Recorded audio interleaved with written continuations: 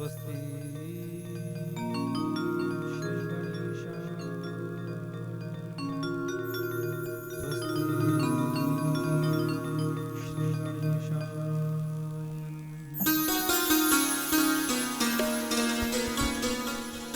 श्री बांके बिहारी तेरी आरती गाऊं, कुंज बिहारी तेरी आरती गाऊं।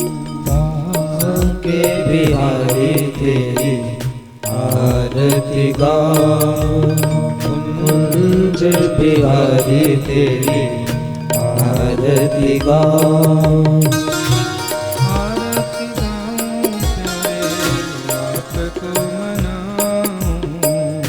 आरती गाऊं प्यारे आपको मनाऊं, आरती गाऊं प्यारे आपको मनाऊं, आरती गाऊं प्यारे आपको मनाऊं। कुंज बिहारी तेरी आरती गाऊं, कुंज बिहारी तेरी आरती गाऊं। मोर मुकुट प्यारे शीश पे सोहे, मोर मुकुट प्यारे शीश पे सोहे, प्यारी बंशी मेरो मन मोहे, प्यारी बंसी मेरो मन मोहे।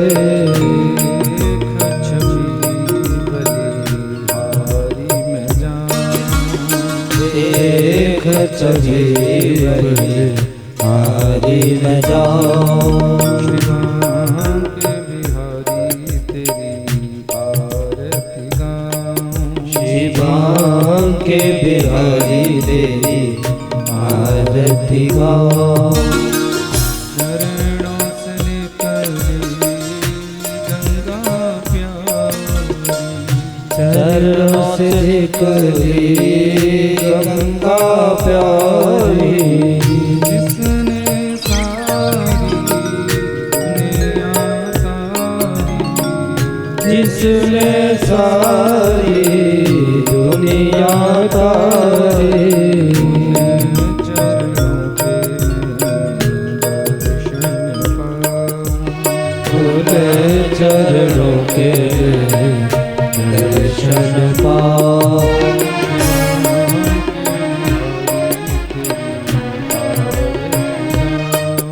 श्री बांके बिहारी तेरी आरती गाऊं, दासनाथ के नाथ आप हो, दासनाथ के नाथ आप हो। सुख दुख जीवन प्यारे साथ आप हो, सुख दुख जीवन प्यारे साथ आप हो।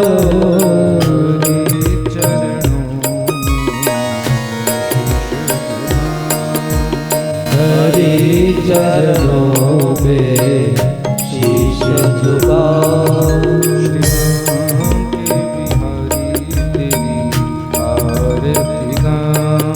श्री बांके बिहारी तेरी आरती गाऊं, श्री हरिदास के प्यारे तुम हो, श्री हरिदास के प्यारे तुम हो।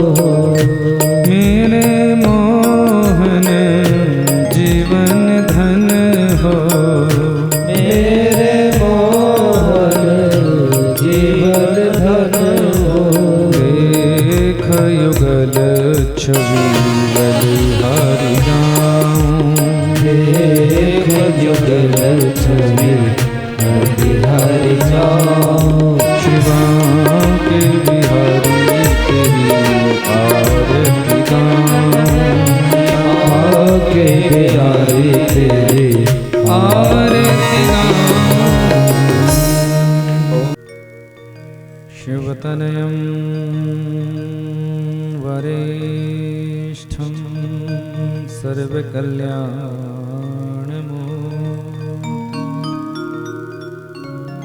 परसकमलहस्तं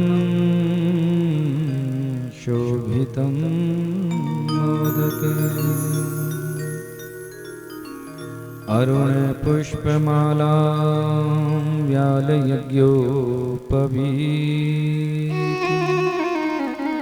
मम हृदयं कुरु निवासं श्रीगणेशं नमामि। अज्ञानतिमिरान्धस्य ज्ञानाञ्जनशलाकया चक्षुरुन्मीलितं येन तस्मै श्रीगुरवे नमः। राधाभक्तिर्हरिरज्ञानं ताभ्यां याच समन्विता तां श्रीभागवती गाथा वन्दे युगलरूपिणी। आपदामयपहर्तारं दातारं सर्वसम्पदां लोकाभिरामं श्रीरामं भूयो भूयो नमामि।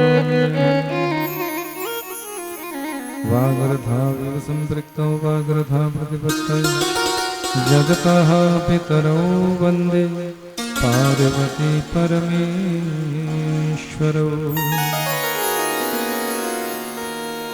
जय जय श्री राधा रमण जय जय नवल किशोर जय गोपी चित्तचोर प्रभो जय जय माखन चोर। श्री राधे मोरी स्वामिनी मैं राधे तेरो दास बारंबार मोहि दीजे निज चरण को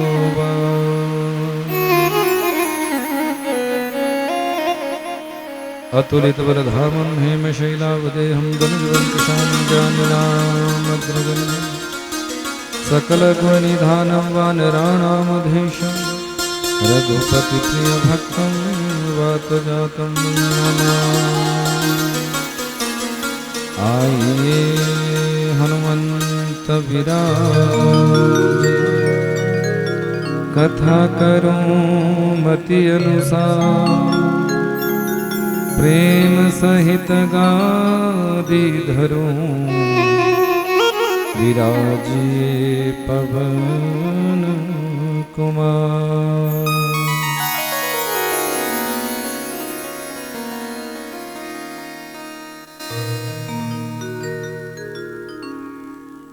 बोलिए पवन पुत्र हनुमान की जय। भक्तवत्सल भगवान की जय। माता पिता श्री की जय। सद्गुरुदेव भगवान की जय। आज के आनंद की जय। सत्य सनातन वैदिक धर्म की जय। गौ गंगा गायत्री मैया की जय। भक्तवत्सल भगवान की जय। कुलदेवी मैया की जय। कुलिष्ठ भगवान की जय। ग्रामदेव स्थान देव वासुदेव क्षेत्रपाल भगवान की जय। खेड़ापति सरकार की जय। आज के आनंद की जय। समस्त पितृदेवताओं की जय। जय जय श्री राधे जय जय श्री राधे जय जय श्री राधे।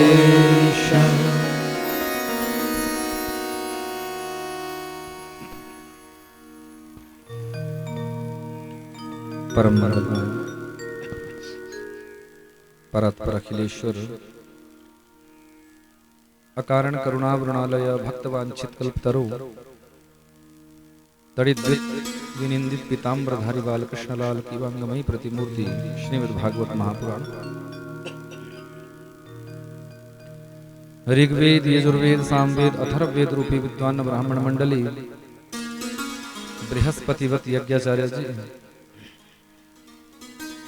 सरस्वती जी की विशेष कृपा दृष्टि को लिए वो मेरे समस्त संगीताचार्य, राजा परीक्षितवत संपूर्ण यजमान परिवार, आयोजक परिवार, इस परम पुनीत प्रांगण में आयोजित श्रीमद् भागवत कथा का रसपान करने हेतु समुपस्थित मेरी प्यारी माताएं, बहनें, बच्चे और बुजुर्ग, सर्वप्रथम आप सभी के हृदय कमल में जो मेरे बांके बिहारी जी की झांकी विद्यमान है, उनके श्री चरणों में मैं कोटिशः प्रणाम करता हूँ। बोले भक्तवत्सल भगवान की जय, बांके बिहारी लाल की जय। बंधुओं, परम सौभाग्य है आप सभी का जो परमात्मा की अहेतुकी कृपा का वर्षण कराने वाली इस कथा का आप सभी रसपान कर रहे हैं। ये वो कथा है जो स्वर्ग के देवताओं के लिए दुर्लभ कही गई है, क्योंकि जिस समय राजा परीक्षित को 7 दिनों में मरने का शाप लगता है, तो राजा परीक्षित को इस दिव्य कथा का रसपान कराने के लिए सुखदेव स्वामी चले हैं। तो जिस मार्ग से सुखदेव जी आ रहे थे, उसी मार्ग में देवता लोग अपना अभिष्ट सिद्ध करने के लिए अमृत का कलश लेकर खड़े हो गए। सोचा कि आज मौका अच्छा है, और कहने लगे कि एवं विनिमय जात सुधाराज्ञा प्रपीयता प्रपश्यामो वयं सर्वे श्रीमद्भागवतामृतम्।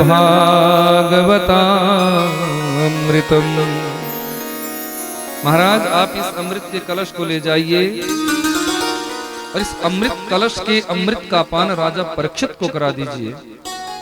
कदाचित राजा परीक्षित इस अमृत के पान से सदा सर्वदा के लिए अजर अमर हो जाएंगे। और जो अमृतमयी कथा आप राजा परीक्षित को पिलाने जा रहे हैं, उस कथा को आप हमें पान करा दीजिए। सुखदेव स्वामी समझ गए इन देवताओं के अंदर कथा रसपान करने की प्यास नहीं है, ये तो मुझे छलने के लिए आए हैं, ये तो मुझे छलना चाहते हैं, अदला बदली का भाव रख रहे हैं कि अमृत ले लो, कथा दे दो। ये तो अदला बदला हुआ, ये तो व्यापार हुआ। और बंधुओं, कथा व्यापार की दृष्टि से नहीं ग्रहण की जाती। यदि व्यापार की दृष्टि से, खरीदने के भाव से इस कथा को कोई प्राप्त करना चाहेगा, तो उसको कभी भी ये कथा प्राप्त नहीं हो सकती। समझ गए?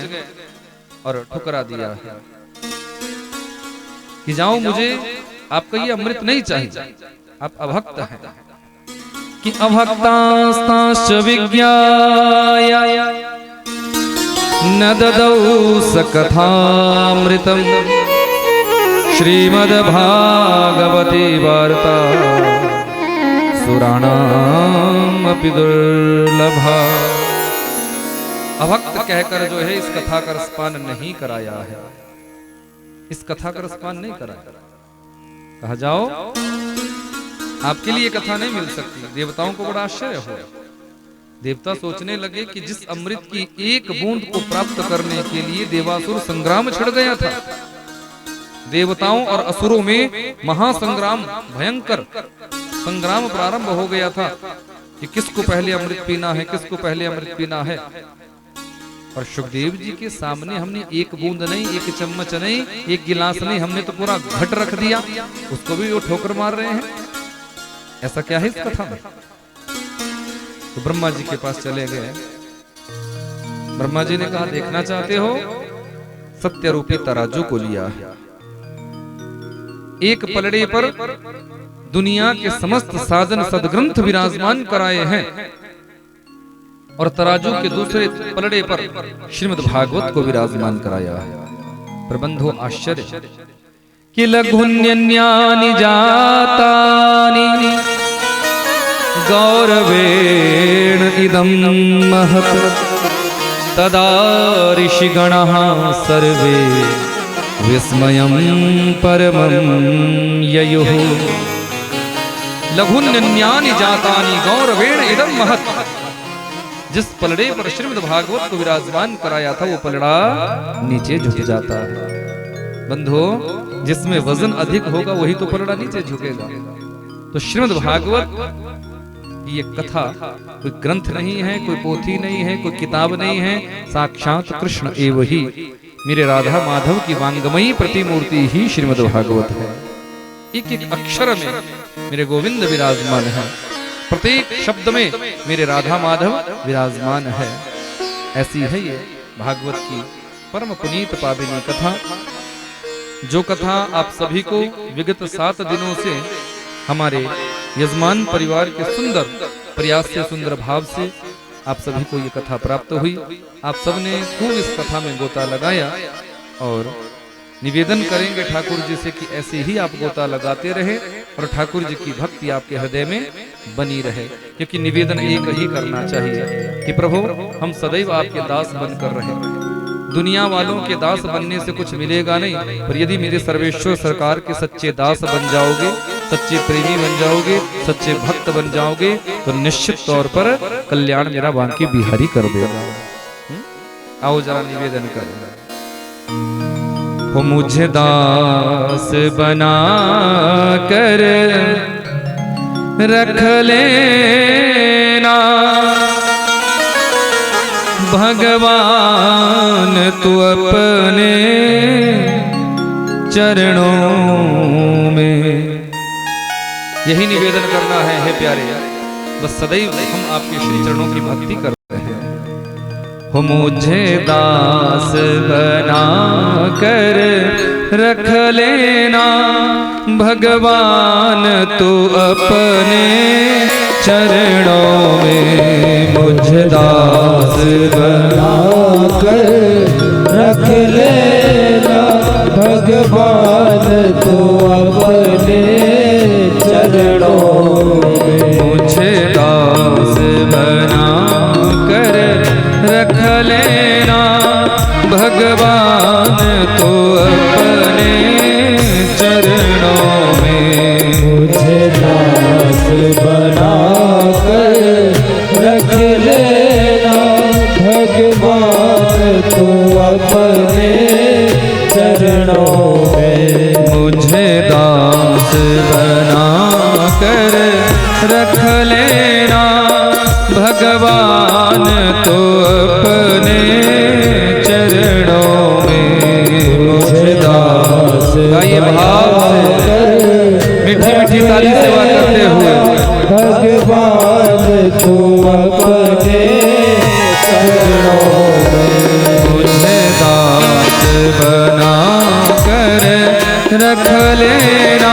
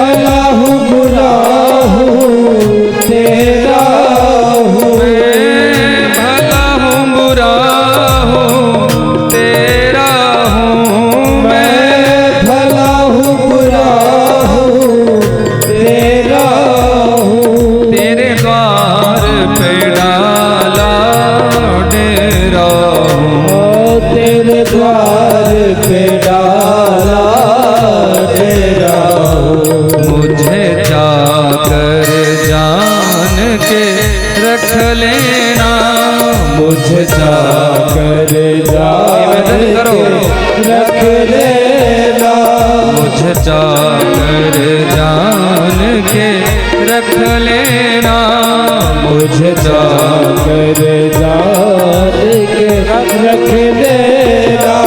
भगवान तो अपने चरणों में, भगवान तू अपने चरणों में, मुझे दास बना कर रख लेना।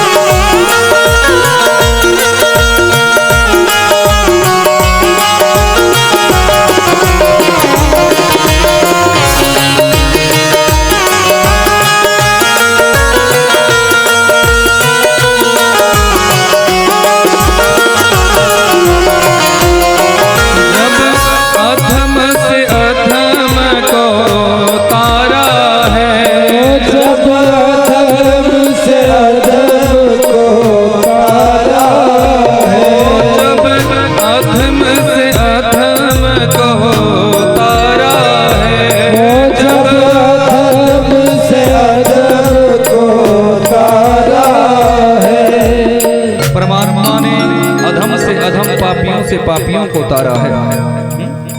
धुंधुकारी महापापी था, पर भगवान की कथा से तर गया। महापापियों का भी उद्धार भगवान करते हैं। जटायु अधम था, मरे हुए जीवों को खाने वाला था, मृत जीवों का भक्षण करने वाला था जटायु। भगवान ने जटायु का उद्धार किया। जिस समय अंतिम संस्कार जटायु का करने लगे, उससे पूर्व जब जटायु ने अंतिम सांस ली ना, अंतिम सांस जब ली तो भगवान कहने लगे, जटायु तू जा रहा है, मेरे धाम को जा रहा है, तुझे मेरे पिताश्री मिलेंगे, पिताश्री मिलेंगे। पर पिताश्री से ये मत कहना कि जानकी जी का हरण हो चुका है, क्योंकि हमारे पिताश्री को बड़ा कष्ट होगा। ये मत कहना, क्योंकि स्वयमेव रावण और रावण का पूरा परिवार जब उनसे मिलेगा, उनके पास पहुंचेगा, तो अपने आप उनको पता चल जाए। तो जटायु ने पूछा, प्रभु एक बात बताओ, मैंने आपकी जानकी जी को बचाने के लिए अपने पंखों को कटवा दिया, मेरे पंख कट गए और मैं मृत्यु शैया पर पड़ा हुआ हूं, आपके हाथों से मेरा उद्धार हो रहा है, मुझे भी वही धाम मिलेगा, आपके पिताश्री को भी वही धाम मिलेगा। और ये आज निश्चित हो गया कि निशाचर रावण और रावण के पूरे कुल को भी वही धाम मिलेगा। फिर हमने इतना सब कुछ किया ही क्या? जब एक ही धाम में आपने सबको बुलाना है, निशाचर रावण भी वहीं आएगा, आपके पिताश्री भी वहीं गए हैं, तो फिर हमने आपके दुनिया में जो भक्त होते हैं इनको भक्ति करने की क्या जरूरत है? भगवान मुस्कुराए। भगवान कहते हैं, जटायु सुन, रावण नीच है, पापी है, अधम है, पर रावण का उद्धार तो मेरे ही हाथों से होगा।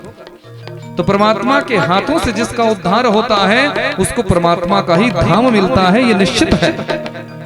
तो समझ लेना, जब बड़े से बड़े पापी को ईश्वर अपने धाम की प्राप्ति करा सकता है, तो हम आप लोग यदि राम नाम जपेंगे, कृष्ण नाम जपेंगे, तो क्या कल्याण नहीं होगा?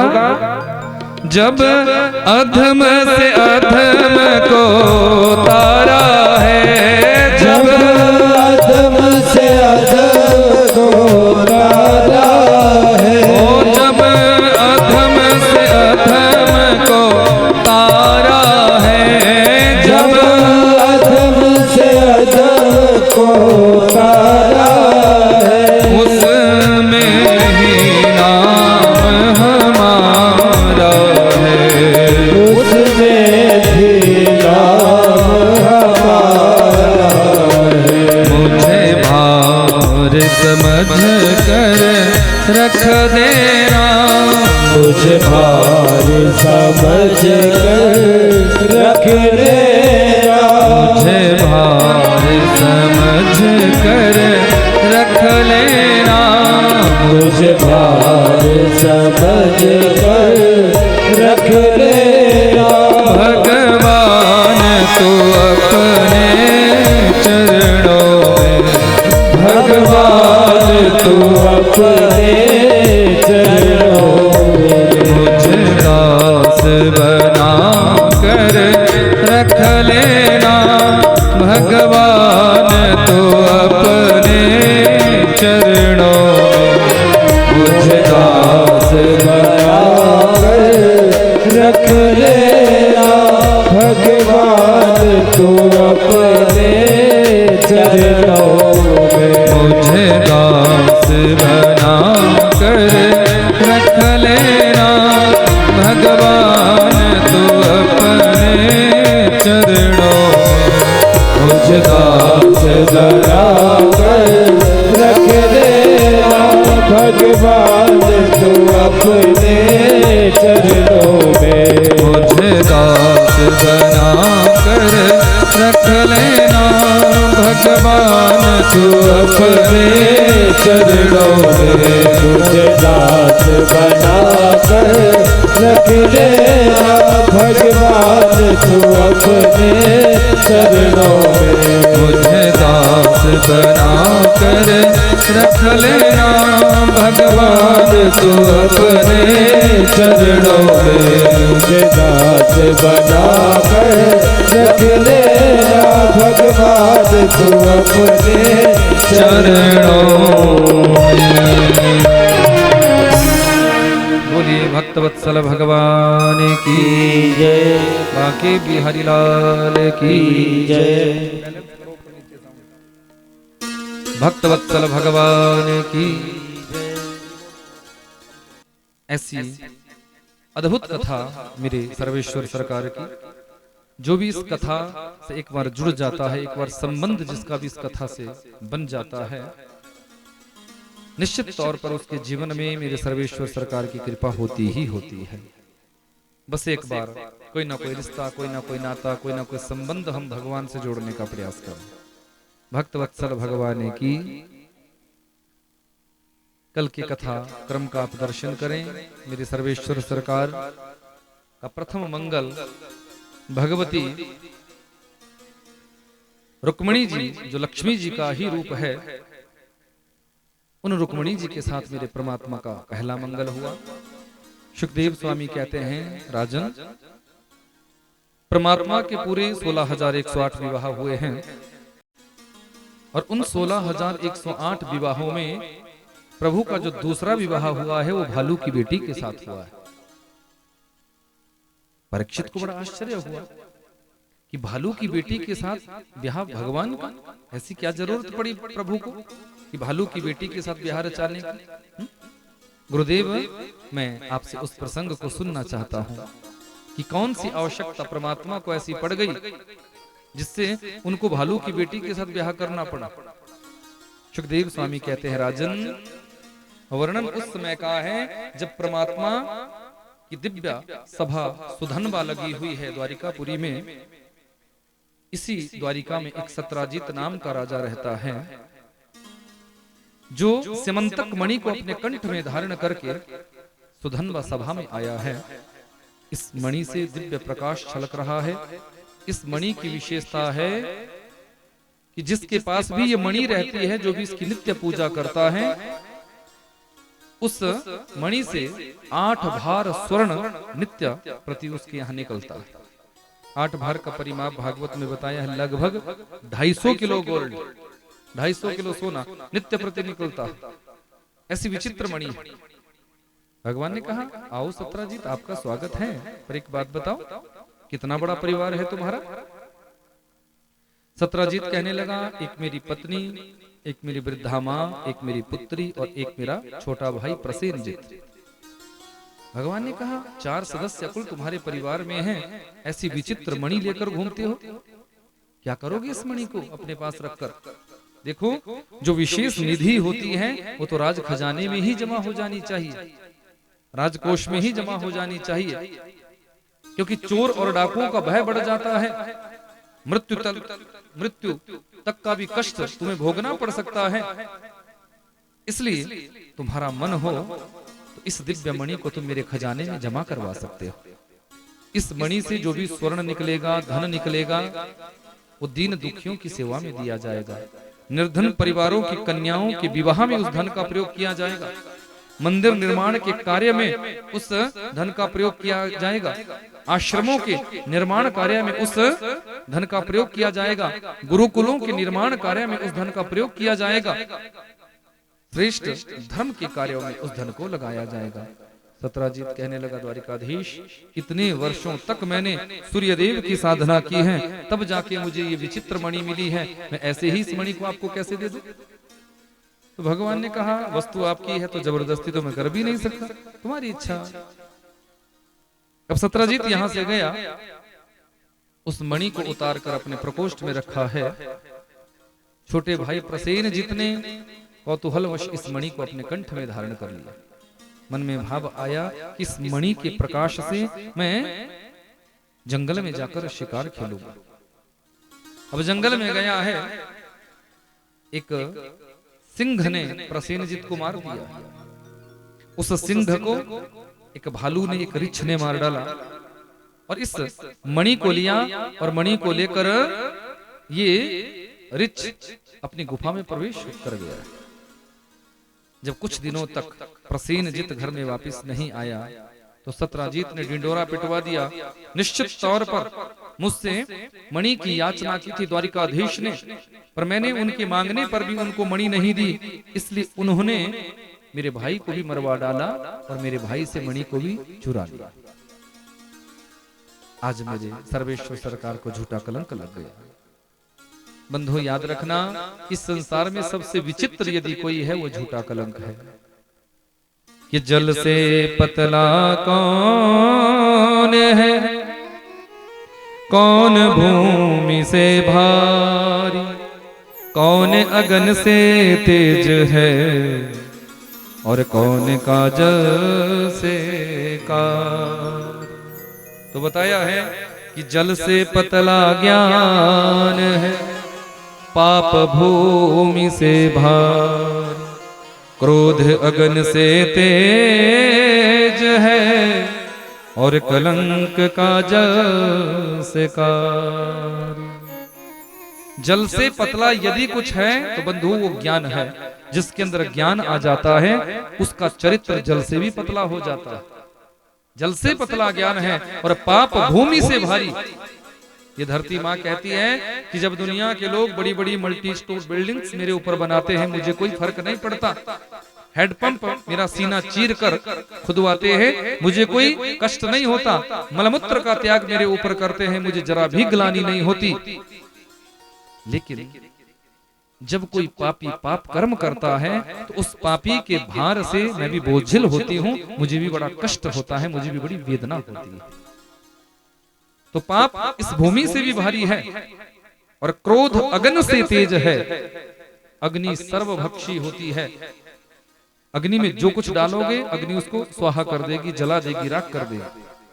लेकिन उस अग्नि से भी तेज यदि कुछ है तो वो क्रोध है।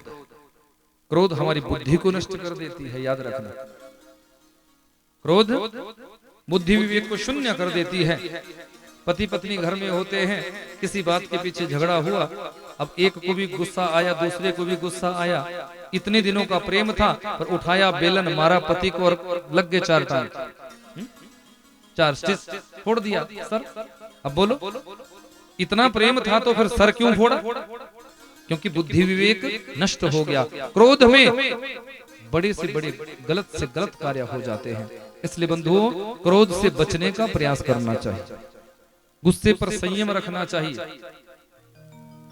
जितना आप क्रोध करोगे आपका तेज नष्ट होगा, आपकी आयु क्षीण होगी, आपका पुण्य क्षीण होगा, आपका बुद्धि विवेक शून्य हो जाएगा। इसलिए क्रोध नहीं करना चाहिए। और गुस्सा आ जाए ना, आता है सबको, आता है ना, आप लोगों को भी आता होगा। बोले महाराज हमें तो खूब आता है, पर सबके सामने नहीं दिखाते, कमरे में करते गुत्थम गुत्थी अच्छी तरह। तो गुस्सा आ जाए ना एक के प्रति भी, पत्नी को आ जाए, पति को आ जाए, किसी को भी आ जाए, तो मैं कहता हूं कि दौड़ कर बाहर जाओ और गुस्से को थूक कर आ जाओ बाहर। पर किसी व्यक्ति विशेष पर उस गुस्से को मत निकालना, तुम्हारा भी अनहित होगा और सामने वाले का भी अनहित हो जाएगा। भक्तवत्सल भगवान की। और इस संसार में काजल से भी कारा यदि कुछ है तो वो है झूठा कलंक। किसी के जीवन में झूठा कलंक नहीं लगना चाहिए, पर मेरे द्वारिकाधीश को आज वो झूठा कलंक लगा है। गुरुदेव के पास है, गुरुदेव मेरी जन्म कुंडली तो देखो। मैंने तो उसके बाद मणि को देखा तक नहीं और मुझे झूठा कलंक लग गया। गुरुदेव कहने लगे, कनुआ जरूर तूने भादो मास की चौथ की चंदा का दर्शन किया हो। आती है ना भादो मास में कलंक चतुर्थी, उस दिन चंद्र दर्शन निषेध बताया है, चंद्रमा का दर्शन नहीं करना चाहिए। पर समस्या तो हम लोगों की यहाँ होती है कि वैसे तो तुम कभी करो चाहे ना करो, पर किसी बड़े बुजुर्ग ने ये कहकर यदि गलती कर दी ना कि आज कलंक चतुर्थी और चंद्रमा को मत देखना, फिर तो तुम छत पे जा जाके देखोगे। यही तो समस्या है हम लोगों, जहां से हमें रोका जाता है हम वही काम करते हैं। फिर बोले अब तो देख लिया, अब क्या होगा? बोले मारो किसी की टीन पर पत्थर, किसी के छत पर पत्थर, किसी को गाली गलौच दो। सुनो, ये सब दंत कथाएं हैं। किसी के टीन पर पत्थर मारने से कभी झूठा कलंक नहीं मिटेगा, उसका भी नुकसान करोगे, खुद भी गालियां खाओगे। लेकिन हाँ, यदि समस्या इस संसार में कोई है तो तस्मात् शास्त्रम प्रमाणम ते, हमारे शास्त्र ही उन समस्याओं का समाधान भी करते हैं, क्योंकि प्रमाण तो शास्त्र ही है। तो भागवत की ये स्यमंतक मणि की कथा यदि जाने अनजाने में कभी चंद्र दर्शन हो जाए ना कलंक चतुर्थी को, तो इस स्यमंतक मणि की कथा को सुन लेना, क्योंकि जो इस स्यमंतक मणि की कथा को सुन लेता है उसके जीवन में फिर झूठा कलंक नहीं लग सकता। भक्तवत्सल भगवान की, इसलिए ध्यान से सुनना इस कथा। द्वारिकाधीश कहने लगे, गुरुदेव जब तक अपने ऊपर से झूठा कलंक उतार ना लूं तब तक द्वारिका में वापिस नहीं आऊंगा। कुछ द्वारिका वासियों को अपने साथ लिया है और प्रसेनजित को खोजने निकले हैं। जंगल में गए तो एक सिंह को मरा हुआ देखा, वहीं पर प्रसेनजित की अस्थियां देखी है। रक्त रंजित भालू के चरण चिन्हों को केंद्रित करते हुए भगवान आगे बढ़े, गुफा में प्रविष्ट हुए हैं। अनंत वैभव उस गुफा में है। सामने एक कन्या जिसके हाथों में स्यमंतक मणि है। भगवान ने इस मणि को लेना चाहा, उसी समय एक विकराल भालू, विकराल रिछ भगवान पर टूट पड़ा। घमासान युद्ध प्रारंभ हो गया, भयंकर युद्ध प्रारंभ हो गया। जब इस भालू की नस नस ढीली हो गई तो ये भालू चरणों में गिर गया। 27 दिनों तक इस भालू ने भगवान से युद्ध किया। 27वें दिन इसने देख लिया कि अब मैं परास्त हो चुका हूँ, अब मैं पस्त हो चुका हूँ, अब मैं हार चुका हूँ, अब मुझसे युद्ध नहीं होगा, अब मैं थक चुका हूँ पूर्ण रूप से। तब जाके भगवान के चरणों में ये गिरा। बोले प्रभु मुझे इस संसार में हराने वाला कोई दूसरा नहीं हो सकता, सिर्फ और सिर्फ आप मेरे रघुवर ही हो सकते हैं, आप ही मेरे राम है ना। चरणों में गिर पड़ा। सुखदेव स्वामी कहते हैं, राजन त्रेता युग का समय था। परमात्मा साकेत धाम जब जाने लगे तो अपने समस्त परिकरों को इकट्ठा किया और कहा कि देखो आप सबके सहयोग से ही मैंने राम राज्य की स्थापना की है, रावण जैसी बुराई का मैंने अंत किया है। अब मैं जाना चाहता हूँ, पर जाने से पहले आप सभी को कुछ ना कुछ देकर जाऊंगा। किसी ने भक्ति मांगी है, किसी ने शक्ति मांगी है, किसी ने सामर्थ्य मांगा है, किसी ने वैभव मांगा है। जो जिसने मांगा भगवान ने उसको वो सब दिया। लेकिन जामवंत जी सामने खड़े हैं, कुछ मांग नहीं रहे। भगवान ने कहा, जामवंत जी सुनो, आप तो मेरी सेना के सेना नायक थे ना, सेनाध्यक्ष बनकर चले थे ना, आप भी कुछ मांगो, आपको भी देना चाहता हूं। मांगने के क्रम में और देने के क्रम में मैं आपको कैसे छोड़ सकता हूं। जामवंत जी ने दोनों हाथ जोड़ लिए। प्रभु गंभीर वाणी में कहने लगे, मैंने एक ही इच्छा से आपका सेना नायक बनना स्वीकार किया था। मेरे मन में प्रबल इच्छा थी कि मैं रावण की सेना में जो वीर योद्धा होगा उसके साथ युद्ध करूंगा और अपनी युद्ध की इच्छा को पूरा करूंगा। पर प्रभु, रावण की पूरी सेना में ऐसा कोई वीर योद्धा था ही नहीं जो मेरे बाहुबल के सामने टिक पाता, जो मेरे भुजबल के सामने टिक पाता। मेरी वो इच्छा शेष रह गई, वो इच्छा तो मेरी पूरी ही नहीं हुई। पर मैं जानता हूं वो बल, वो सामर्थ्य मेरे रघुवर की भुजाओं में है। प्रभु, क्यों ना मैं आप ही के साथ दो दो हाथ करूं और अपनी इस इच्छा को पूरा करूं।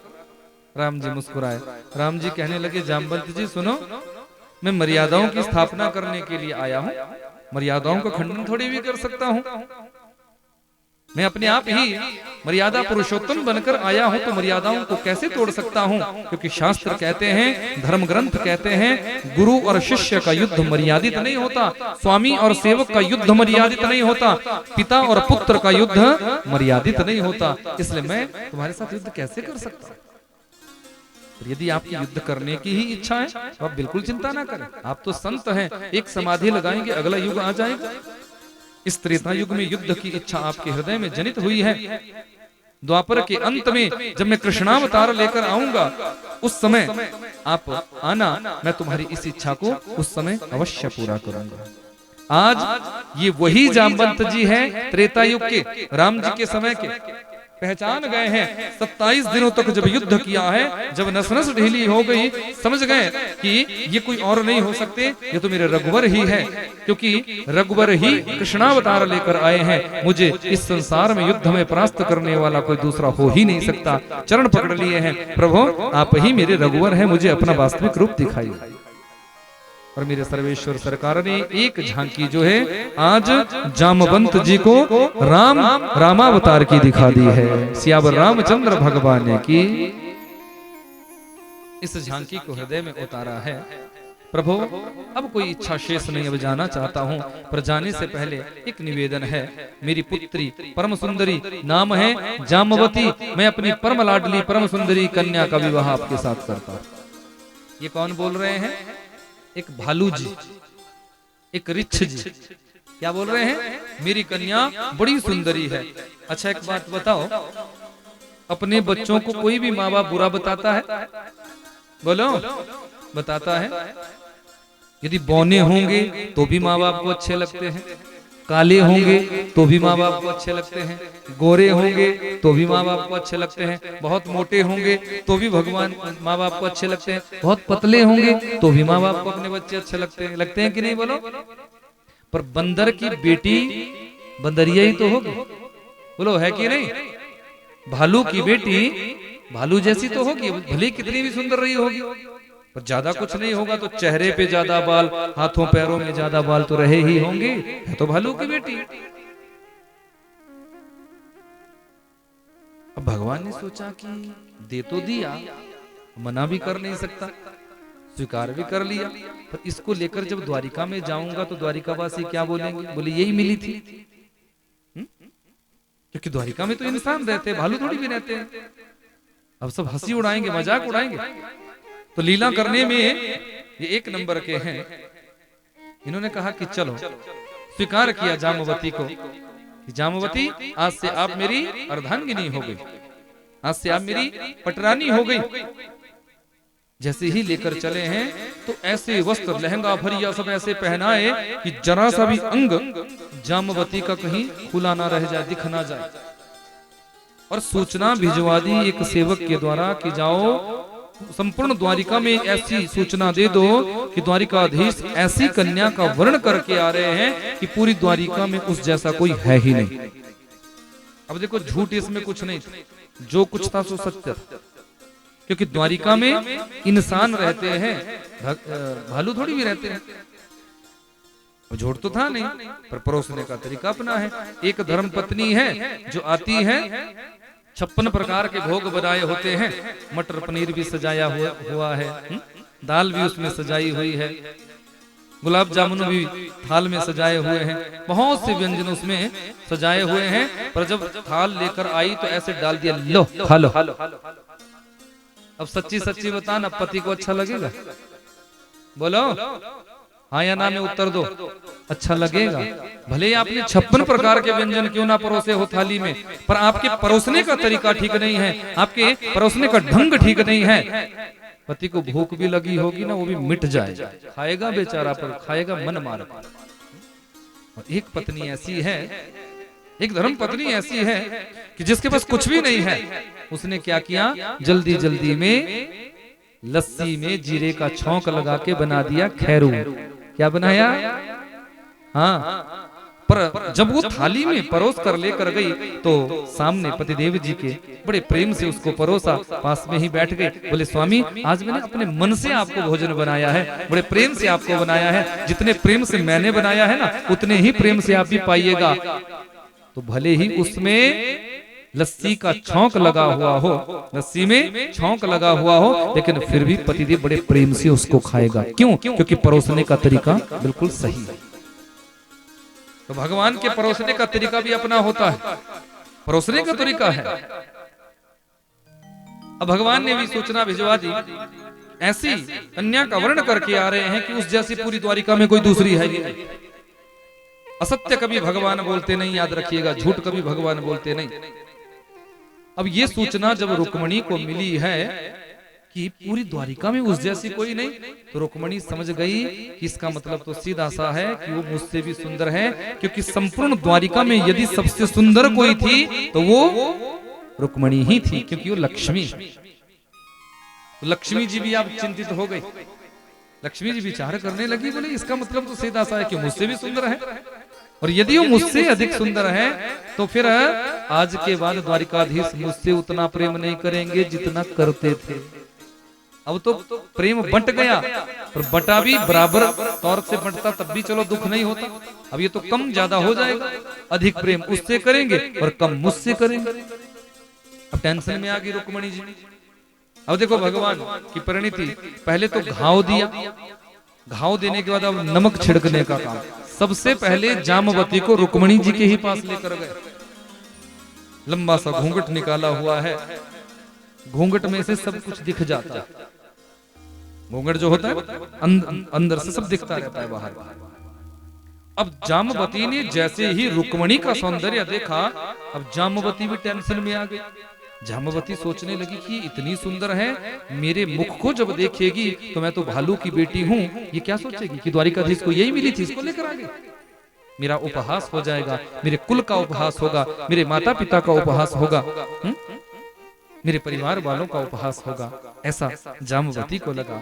एक बेटी जब पहली बार अपने ससुराल जाती है तो वो सोचती है, विचार करती है कि कहीं कोई ऐसी बात ना हो जाए कि जिससे मेरे ससुराल वाले मेरे मायके पक्ष के लिए कुछ भी ऊंची नीची बात कर। वैसे तो जो समझदार लोग होते हैं वो कभी करते नहीं, पर जो मूर्ख लोग होते हैं, जो लालची लोग होते हैं, जो अज्ञानी लोग होते हैं, जो दुष्ट पापी लोग होते हैं, वो फिर डिमांड करते हैं, वो फिर उल्टी सीधी बातें करते हैं कि तेरे बाप ने क्या दे दिया, तेरी माँ ने क्या दे दिया, तेरे पीहर वालों ने कितना दे दिया, क्या दे दिया। ये बातें कौन करते हैं? जो दुष्ट लोग होते हैं। समझ में आया? आपके बीच में तो नहीं ना ऐसा कोई? बोलो। विचार करना चाहिए कि जिन्होंने अपने जिगर का टुकड़ा तुम्हें दे दिया है, उसके बाद भी तुम कोई इच्छा रखते हो? चुल्लू भर पानी में छिड़क लेना अपने ऊपर। देखो आपकी सोच ही गलत है, आपकी सोच ही गलत है। मैं क्या कर सकता हूं? भक्त वत्सल भगवान है कि तो कभी भी ऐसी इच्छा नहीं रखनी चाहिए, क्योंकि जब कई छोटे बड़े का भाव रखते हैं, कभी नहीं रखना चाहिए। राजा जनक के द्वार पर चक्रवर्ती सम्राट दशरथ जब अपने चारों पुत्रों की बारात लेकर पहुंचे हैं, तो जनक जी ने चक्रवर्ती के श्री चरणों में प्रणाम किया, पर चक्रवर्ती जी ने तुरंत जनक जी को उठा लिया। बोले महाराज आप ये क्या कर रहे हैं? जनक जी ने कहा कि हम बेटी वाले हैं और आप बेटे वाले हैं, हम छोटे हैं आप बड़े हैं। तो दशरथ जी ने बड़ी ऊंची बात वहां कही। बोले नहीं, आप ये गलत कह रहे हैं महाराज। महाराज छोटा वो नहीं होता जो किसी के द्वार पर मांगने जाता है आप तो दाता हैं, आप तो हमें दे रहे हैं, हमारी झोली भर रहे हैं, हम याचक बनकर आपके द्वार पर खड़े हैं, इसलिए आप छोटे नहीं, हम छोटे हैं और आप बड़े हैं। समधि का मतलब समझते हो, जिसको तुम कुड़म बोलते हो, समझते हो? सम का मतलब बराबर, धी का मतलब बुद्धि, विचार, भावना। जहां दोनों परिवारों में विचार भावना समान हो जाए वो है समधि। इसके अर्थ को समझा करो और अपने जीवन चरित्र में ढालने का प्रयास किया करो। कोई छोटा नहीं होता, कोई बड़ा नहीं होता, ना तो लड़के वाले छोटे और ना ही लड़की वाले छोटे हैं। समानता का अधिकार है भैया। जहाँ समानता बनी रहती है, प्रेम बना रहता है, वहाँ आनंद होता है। भक्त वत्सल भगवान की, बाकी बिहारी लाल की। अब जामवती को अपनी टेंशन हो रही है, चिंता हो रही है कि इतनी परम सुंदरी है तो ये क्या सोचेगी, और रुक्मणी को अपनी चिंता हो रही है कि घूंघट अंदर है क्या ये भी पता नहीं, क्योंकि द्वारिकाधीश ने तो ऐसी सूचना भिजवाई है कि इस जैसा पूरी द्वारिका में कोई नहीं। अब रुक्मणी को अपनी टेंशन, जामवती को अपनी टेंशन, दोनों को टेंशन दे दी। अपने आप मुस्कुरा रहे, अपने आप प्रसन्न, पता है कि जो होगा अच्छा ही होगा। और कोहनी से इशारा कर दिया जामवती को, बोले बड़ी दीदी है प्रणाम कर। अब जामवती डरते डरते डरते डरते गई, और चरणों में प्रणाम क्या, दीदी प्रणाम करती हूँ। यहाँ रुक्मणी को भी पसीने छूट रहे हैं कि घूंघट के अंदर पता नहीं कितनी सुंदर होगी। तो डरते डरते रुक्मणी ने भी आशीर्वाद दे दिया कि जाओ जामवती, मेरा आशीर्वाद है तू हूबहू मेरी तरह बन जाए। ये आशीर्वाद कौन दे रही है? साक्षात लक्ष्मी। और लक्ष्मी जिसको आशीर्वाद दे, उसके बाद वो भालू की बेटी क्या रह सकती है? जैसे ही घूंघट हटाया है, भालू की बेटी जामवती परम सुंदरी नारी में परिवर्तित हो गई है। द्वारिकाधीश भगवान की, यह मेरे प्रभु का चरित्र। अपने आप कुछ नहीं करते, सब कुछ रुक्मणी जी के द्वारा करवा दिया। सत्यजीत को जब इस बात का पता चला कि मणि को चुराने वाला कोई और है, मैंने तो झूठा कलंक द्वारिकाधीश पर लगाया, तो बड़ी गलानी हुई है। अपनी पुत्री सत्यभामा को लेकर आए हैं और द्वारिकाधीश के हाथों में हाथ सौंप दिया। बोले आज से मेरी ये पुत्री आपकी अर्धांगिनी हुई, हम आपसे संबंध जोड़ना चाहते हैं, और ये मणि भी प्रभु हमें नहीं चाहिए, इस मणि को भी आप ही रखिए। तीसरा विवाह सत्यभामा के साथ हुआ। चौथा विवाह सूर्यदेव की पुत्री यमराज की बहन कालिंदी, जिसे हम कालांतर में यमुना महारानी के नाम से जानते हैं। चौथा विवाह यमुना जी के साथ हुआ। पांचवा मित्रवृंदा के साथ हुआ। छठवां नागनजीति के साथ हुआ। सातवां लक्ष्मणा के साथ, और आठवां भद्रा के साथ। ये मेरे परात्पर प्रभु की अष्टपट रानियां हैं। गीता जी में भगवान श्री कृष्ण ने अपने मुखारविंद से इन अष्टपट रानियों का दर्शन कराया कि भूमि रापो अनलो वायु खम मनो बुद्धि एव च अहंकार इति यम्मे भिन्नः प्रकृति अष्टधा। अष्ट प्रकृतियों का दर्शन कराया है। भूमि रापो अनलो वायु खम मनो बुद्धि एव च। अष्ट प्रकृतियों का वर्ण ही मेरे द्वारिकाधीश करते हैं, मेरे सर्वेश्वर सरकार करते हैं। भक्त वत्सल भगवान की, बाकी बिहारी लाल की। भौमासुर नाम के एक राजा, जिसके अंदर बल अधिक है पर अपने बल का दुरुपयोग किया, 20,000 राजकन्याओं का हरण करूंगा ऐसा संकल्प ले लिया। 16,100 राजकन्याओं को ये पापी दुष्ट अपने कारागार में बंदी बना चुका है। भगवान से एक दिन सत्यभामा कहने लगी, प्रभु उस दुष्ट का उद्धार क्यों नहीं करते? तो सत्यभामा को अपने साथ लिया और भौमासुर का आज भगवान ने उद्धार कर दिया। कारागार को खुलवाया तो 16,100 राजकन्याएं अपनी नजरें नीची करके बाहर निकली है। भगवान समझ गए कि इनके पास दो ही मार्ग बचेंगे, क्योंकि ये सभ्य कहलाने वाला समाज इन्हें जीवन जीने नहीं देगा। समाज इन पर उंगली उठाएगा, क्योंकि ये समाज किसी को भी बुरा कह देता है। बोलो कहता है कि नहीं? थोड़ा सा मौका मिलना चाहिए समाज, दुनिया के लोगों को थोड़ा सा मौका मिलना चाहिए। फिर देखो व्यंग्य की कैसी बौछारी ये दुनिया के लोग करते हैं। वो एक गाना है ना कि कुछ तो लोग कहेंगे, लोगों का काम है कहना। लोग कभी चुप नहीं रहते। लोगों ने जानकी जी को नहीं छोड़ा। बोलो छोड़ा? छोड़ा बोलो। एक धोबी अपनी पत्नी को पीट रहा था और पीटते पीटते कह दिया कि अरे मैं वो राम नहीं हूं।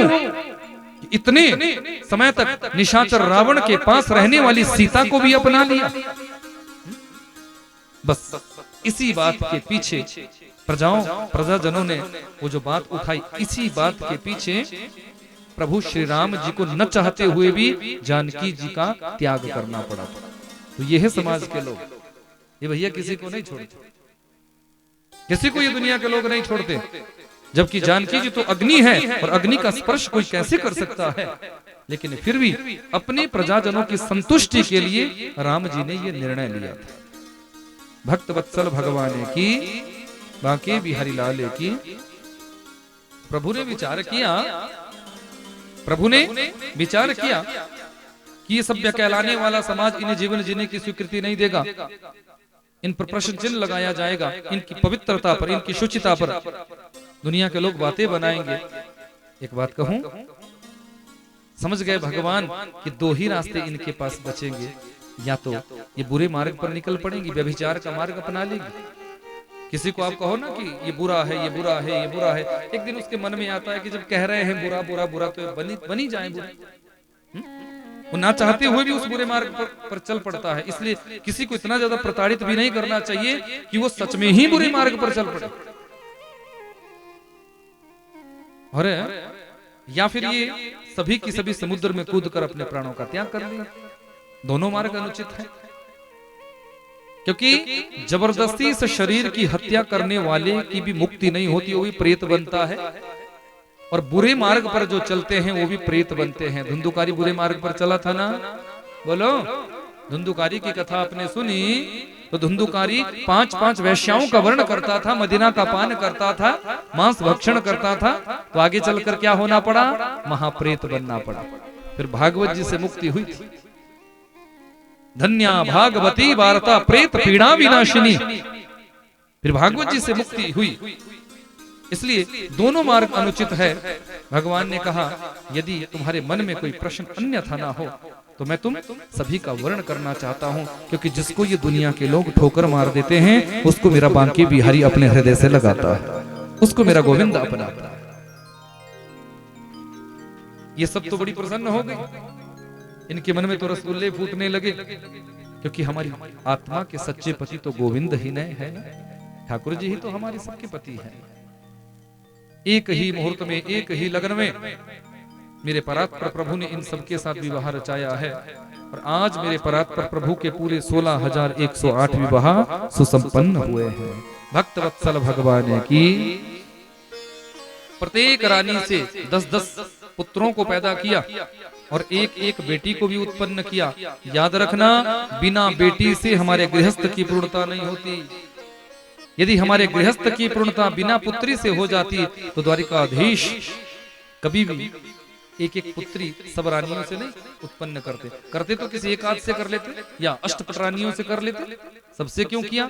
क्योंकि जानते हैं कि मुझे समान भाव से सबको देखना है, समदृष्टि से मुझे समस्त रानियां पटरानियां देखनी है। इसलिए प्रत्येक की गृहस्थी को मुझे पूरा करना है। इसलिए प्रत्येक से 10-10 पुत्र और एक एक बेटी को भी उत्पन्न किया। 11 संतानें भगवान ने सबसे उत्पन्न की है, भक्त वत्सल भगवान की। लेकिन इतने बड़े गृहस्थी में किसी से कोई कलह नहीं, किसी से कोई झगड़ा नहीं, किसी के साथ कोई ऐसी उल्टी सीधी बात नहीं। अब थोड़ा सा अपने जीवन चरित्र को भी आप सभी देखो। हम एक पत्नी के साथ रहते हैं, एक पति के साथ रहते हैं, और बच्चे भी हमारे एक आदि होते हैं आजकल। बोलो, पहले था कि हम दो हमारे दो। हिंदुओं ने इस नारे को बनाया। अरे हिंदुओं समझ लो जरा, यदि हम दो और हमारे दो तक फिर भी कुछ ठीक था, पर अब लोग कहने लगे, बोले नहीं नहीं हम दो हमारे एक। और कुछ लोग तो ऐसे हैं, महामूर्ख उनको बोलूंगा, जो ये कहते हैं बोले हम दो और हमारे एक भी नहीं। सोचो, बचेगा हमारा सनातन? बचेगा? बोलो, यदि आप लोग संतान उत्पन्न ही नहीं करोगे तो आपका वंश कहां से बचेगा?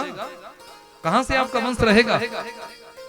तो मैं ये नहीं कहता कि आप 10-5 बच्चे पैदा करो, पर ये मैं जरूर इस मंच से कहना चाहूंगा कि कम से कम हम दो और हमारे दो तक सीमित वो इससे कम में नहीं जाओ, क्योंकि बहुत से लोग सोचते हैं कि एक बेटा हो गया बस उसके बाद हमें नहीं देखना। अरे अगर बेटी भी हो जाएगी तो कौन सी बुरी बात है। तुम बेटे ही यदि चाहोगे तो आने वाले समय में जब बेटियां रहेगी ही नहीं तो तुम्हारे बेटे को भी कौन, कहां से बेटी लाओगे, कहां से अपने बेटे की गृहस्थी बसाओगे। जब बेटियां बचेगी ही नहीं तो फिर गृहस्थी कैसे बसेगी। पुत्री हमें ऋण मुक्त करती है, याद रखना। पितृ ऋण से मुक्ति हमें बेटी दिलाती है। क्यों? क्योंकि पुत्र आपके यहाँ होता है। हम किसी के यहाँ की कन्या अपने यहाँ ब्याह कर ले आते हैं, लेकिन आपने किसी के यहाँ से तो लाई, पर अपने यहाँ से आपने किसी को क्या दिया? तुम्हारे ऊपर एक ऋण बन जाता है। जब तुम अपने यहाँ से किसी पुत्री का विवाह करवाते हो तब जाके तुम्हारे ऊपर का ऋण होता है, उस ऋण से तुम मुक्त होते हो। भक्त वत्सल भगवान की, इसलिए भैया जितनी जरूरत बेटे की है उतनी बेटी की भी है, और जितनी जरूरत बिटिया की है उतना ही जरूरत बेटे की भी। थोड़ा समझना इस बात। कम से कम 2 संतान तो जरूर देखनी चाहिए। जो बच्चे जो भी जन्म लेकर आते हैं, हर कोई अपने भाग को साथ लेकर आता है। ना तो आप किसी को खिला रहे हो और ना ही कोई और किसी को खिला रहा है, सब अपने भाग का खाते हैं। ये हमारी बिल्कुल गलत सोच होती है कि हम किसी को खिला रहे हैं। परिवार में एक व्यक्ति होता है ना, वो कहता है कि बस मैं, मेरे बिना देखना बाद में तुम्हारा क्या हो, ये तो घर चल रहा है मेरी वजह से, तो मैं कर रहा हूं तब ये सब हो रहा है। जो ऐसा बोले ना, मैं ज्यादा करे, उसको बोले कि चल तू 1 महीने के लिए मर जा, एक महीने में मर जा तू, थोड़ा देखते हैं उसके बाद क्या संसार रुक जाएगा। अरे भैया किसी के बिना कभी संसार नहीं रुका है। ये संसार है, संसरति इति संसारः, जो संसरण करे, जो गतिशील हो, जो चलता रहे, वही तो संसार है। संसार के कार्य कभी रुकते नहीं। इसलिए कभी ऐसा अभिमान मत करना कि मैं किसी को खिला रहा हूं। कोई किसी को नहीं खिलाता, हर कोई अपने भाग का लेकर आता है, हर कोई अपने भाग्य से ही खाता। भक्त वत्सल भगवान की, माँ के बिहारी लाल की, नंद नंदन सरकार की, हर कोई अपने भाग्य से खाता।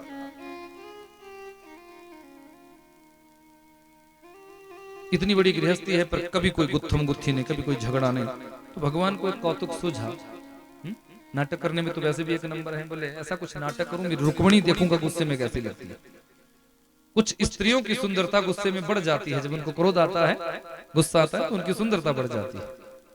भगवान ने भी देखा कि मुझे देखना है मेरी रुक्मिणी गुस्से में कैसी लगती है। अब रुक्मिणी सेवा में खड़ी है, पंखा डुला रही है, बोलना शुरू किया, बोले बड़ी गलती कर दी जो मुझ जैसे के साथ शादी करी। अरे क्या देखा मुझ में? अच्छा, अपने आप ही प्रश्न कर रहे हैं, अपने आप ही उत्तर दे रहे। अच्छा, जरूर तूने ये सोची होगी कि अरे मैं बहुत बड़ा वीर हूं। अरे काय का वीर? यदि वीर होता, योद्धा होता, तो जरासंध जैसे राजाओं के भय से भयभीत होकर समुद्र के बीच में इस स्वर्णमयी नगरी को नहीं बसाता। गुस्सा नहीं आया, फिर बोलना शुरू किया, अच्छा शायद तुमने ये सोची होगी कि मेरा कुल खानदान बहुत ऊंचा है। अरे काय का ऊंचा? ये भी कन्फर्म नहीं कि किस खानदान से हूँ, किस कुल से हूँ, माता पिता कौन है। कोई देवकी नंदन कहता है, कोई यशोदा नंदन कहता है, कोई वसुदेव नंदन कहता है, कोई नंद नंदन कहता है। ये भी कन्फर्म नहीं कि हूँ किसका। मेरे कुल का पता नहीं, मेरे खानदान का पता नहीं, माता पिता का पता नहीं, फिर भी मुझ जैसे कैसे शादी करी। सोचा गुस्सा आएगा, पर गुस्सा नहीं आया। अब बोलना शुरू किया, बोले रुक्मिणी सुनो, तूने जरूर ये सोची होगी ना कि मैं बहुत सुंदर हूं। अरे काय का सुंदर? लोग मुझे कनुआ कहते हैं, काला कहते हैं, कन्हैया कहते हैं, श्याम कहते हैं। अरे मैं तो हूं ही काला, फिर भी मुझ जैसे के शादी करी।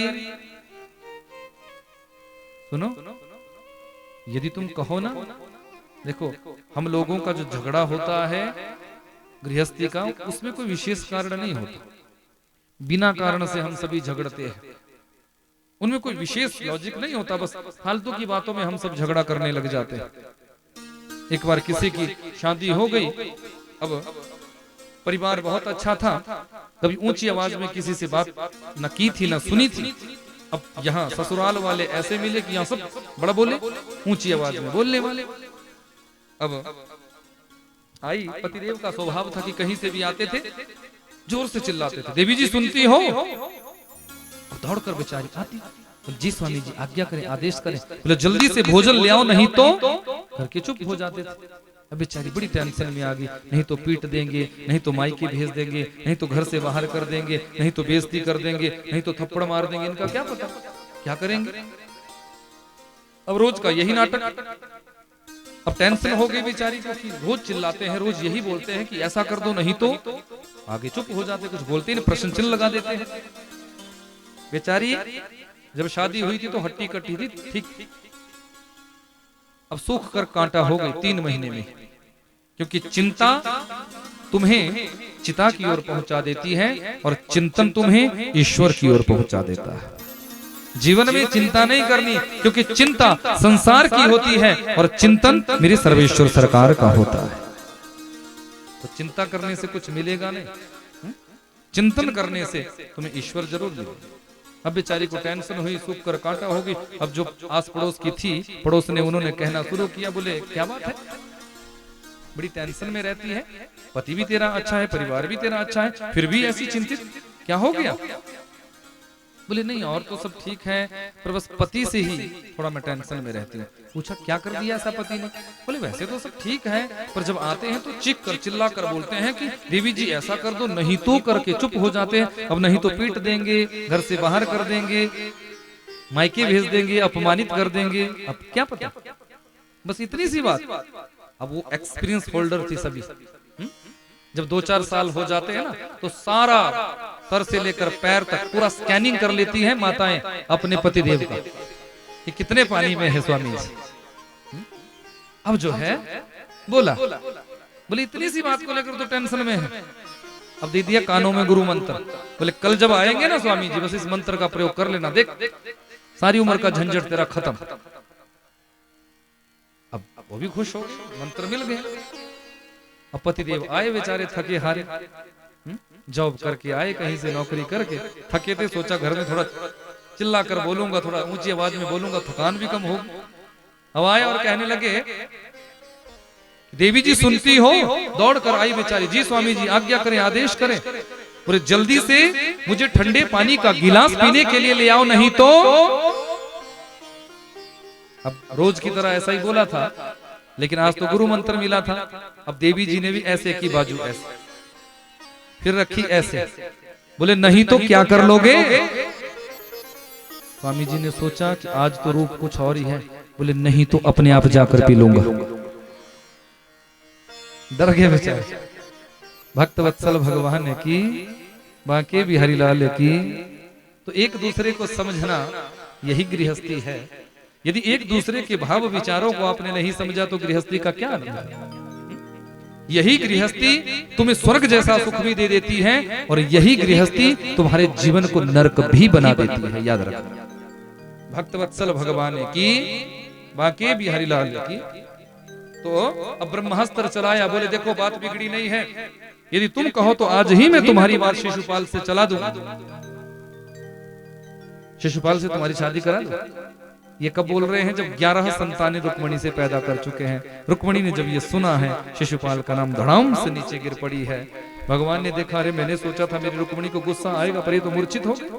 तुरंत 4 भुजाएं धारण कर ली है, रुक्मणी को गोदी में उठा लिया। एक हाथ से पंखा डुलाने लगे, दूसरे हाथ से जल पिलाने लगे, तीसरे हाथ से बालों के ऊपर रख दिया है, सर के ऊपर रख दिया है, सर पे हाथ फेरने लगे हैं। 25 मिनट बाद जब रुक्मणी की मूर्छा टूटी है तो रुक्मणी से कहने लगे, रुक्मणी तुम्हें ऐसा कष्ट देने का मेरा कोई मंतव्य नहीं था। मैं तो देखना चाहता था कि मेरी रुक्मणी गुस्से में कैसी दिखती है। तुम तो मूर्छित हो गए। ना प्रभु ना, आपने जो कुछ कहा सत्य ही तो कहा। क्या गलत कहा आपने? आपने जो कुछ भी बोला वो सब सही ही बोला। आपने कहा कि मेरे माता पिता का पता नहीं, जगत के जो माता पिता हैं उनके माता पिता का क्या किसी को पता हो सकता है? आप ही तो सबके माता पिता हैं। आपने कहा मेरे कुल खानदान का पता नहीं। प्रभु मैं आपसे निवेदन करना चाहती हूँ कि दुनिया के जितने भी कुल है, खानदान है, सब आप ही से तो निकले हुए हैं। आपने कहा कि मैं काला हूं। किसने कह दिया प्रभु आप काले हैं? प्रभु यदि आप काले हैं ना, तो उसके बाद भी आप जग से निराले हैं। किसी संत ने बड़ी ऊंची बात कही है कि यदि नंदलाल तुम होते लली, गले गले कट जाते करोड़न के। यदि तुम लाला बनकर आए हो अच्छी बात है, लाली बनकर आते तो तुम्हारी सुंदरता पर, तुम्हारी मनमोहकता पर करोड़ों गले कटा कर। ये तो अच्छा हुआ लाली बनकर आए। ऐसे सर्वांग सुंदर है मेरे परात्पर प्रभु, क्योंकि श्रीमद् भागवत में बड़ा सुंदर भाव आया है कि बरहा पीड़म नटवर वपुः कर्णयोः कर्णिकारम विभ्रदवासः कनक कपिशम वैजयन्तीं च माला रन्ध्रान वेणोरधर सुधया पूरयन् गोपवृन्दैः वृन्दारण्यं स्वपदरमणं प्राविशद गीत कीर्तिः। मेरे ठाकुर जी तो सर्वांग सुंदर है, श्रृंगार हो जाए तो भी सुंदर, बिना श्रृंगार से भी सुंदर, हर एक अदा इनकी निराली है। और थोड़ा सा श्रृंगार हो जाए फिर तो बात ही क्या, अद्भुत सुंदरता के धनी है मेरे सर्वेश्वर सरकार। पूरे ब्रह्मांड में इनसे अधिक सुंदर कोई दूसरा नहीं हो सकता, ये सर्वांग सुंदर है। वो जरी की पगड़ी बांधे सुंदर आंखों वाला,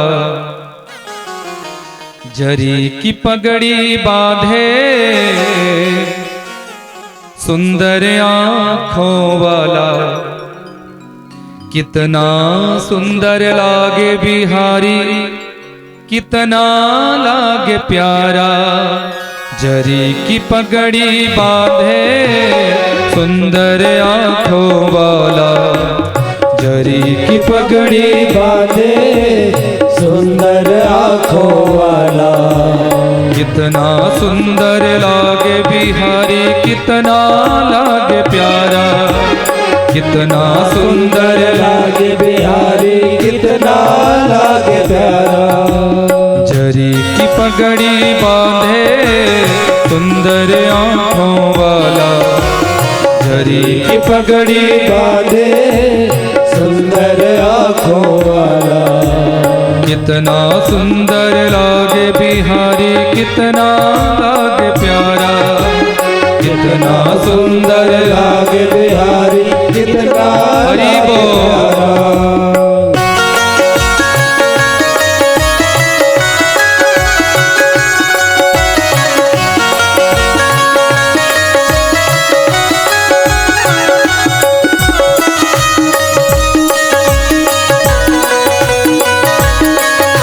बिहारी लाल की, सर्वेश्वर सरकार की।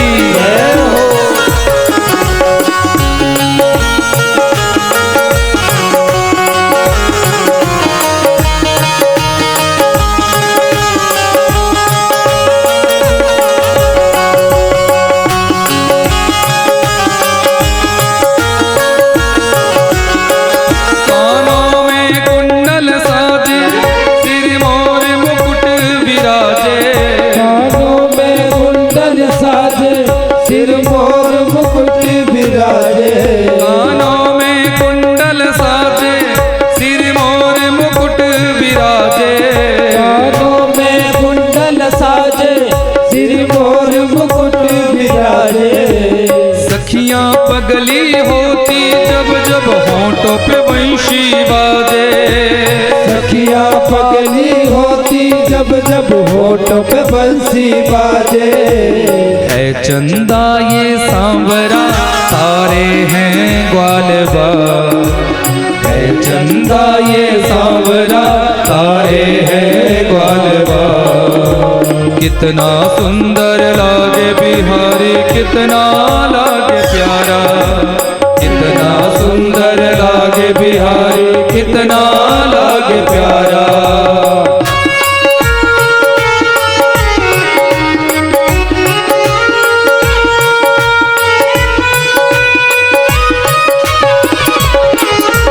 हरि बोल।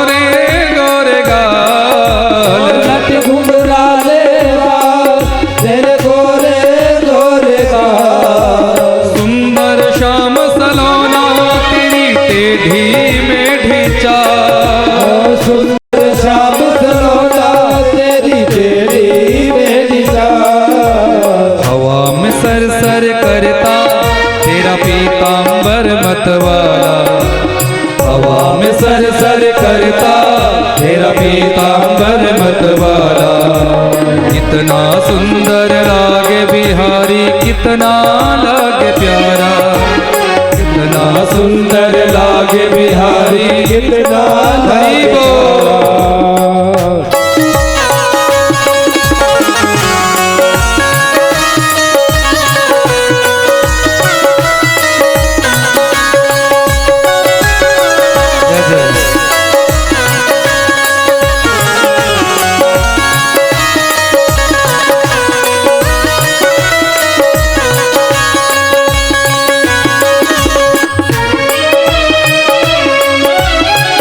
बाके बिहारी लाल की, राधा रमण लाल की।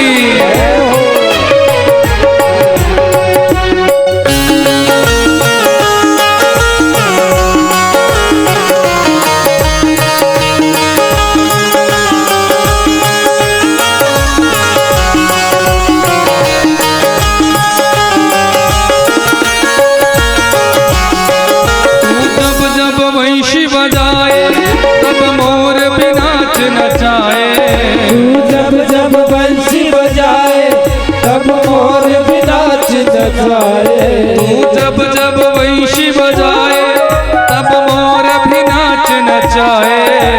जब जब बंसी बजाए तब मोर भी नाच नचाए।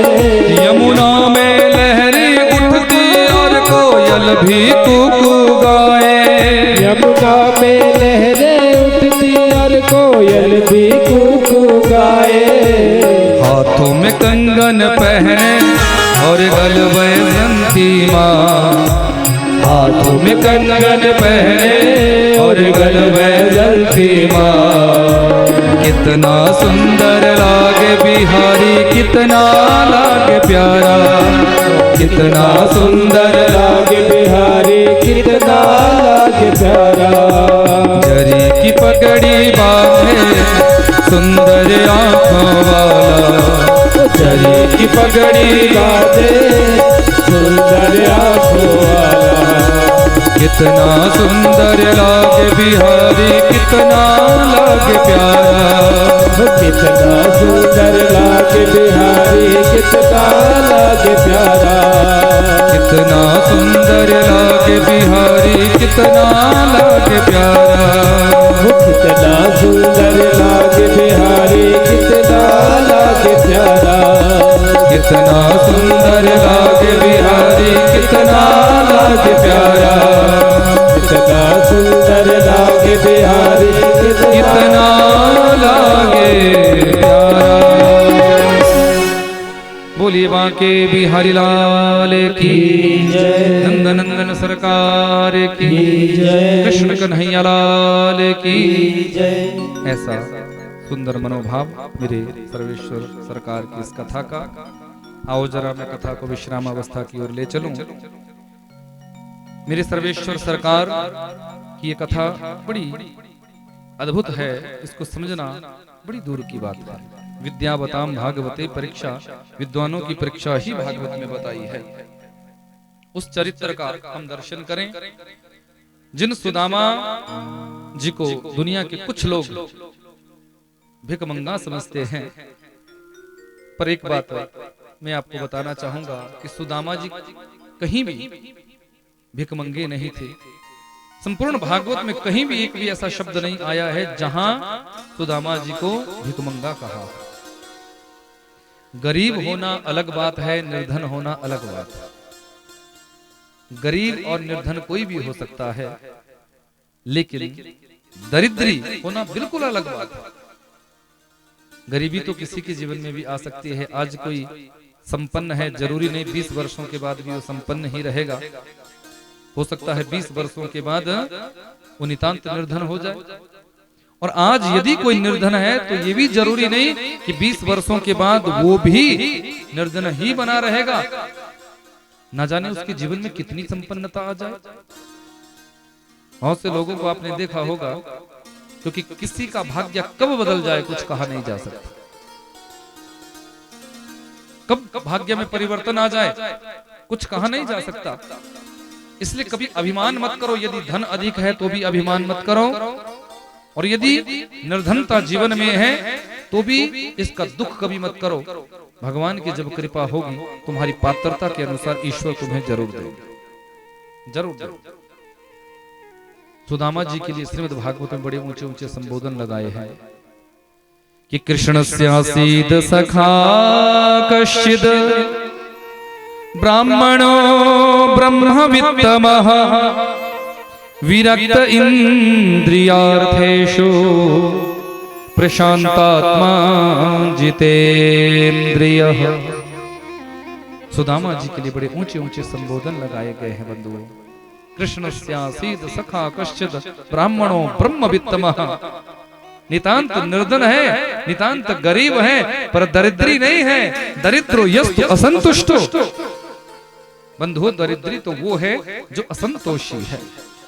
जब आवे संतोष धन सब धन धूरि समा, जब संतोष रूपी धन किसी के जीवन में आ जाता है तो दुनिया की दौलत तुम्हें फिर मिट्टी दिखती है, दुनिया की दौलत तुम्हें बेकार दिखती है, क्योंकि संतोष रूपी धन जब जीवन में आ जाता है तो वही सर्वोच्च धन है, वही सर्वोत्कृष्ट हमारे जीवन की निधि है, याद रखना।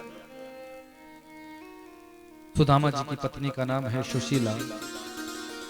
एक दिन आई, कहने लगी स्वामी मैंने आपके श्रीमुख से सुना था कि आपके जो बचपन के मित्र श्री कृष्ण है वो आजकल द्वारिका के राजा बने हुए हैं।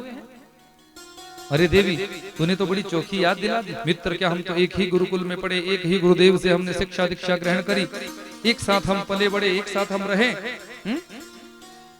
तूने तो मुझे अपना बचपन पूरा याद दिला दिया।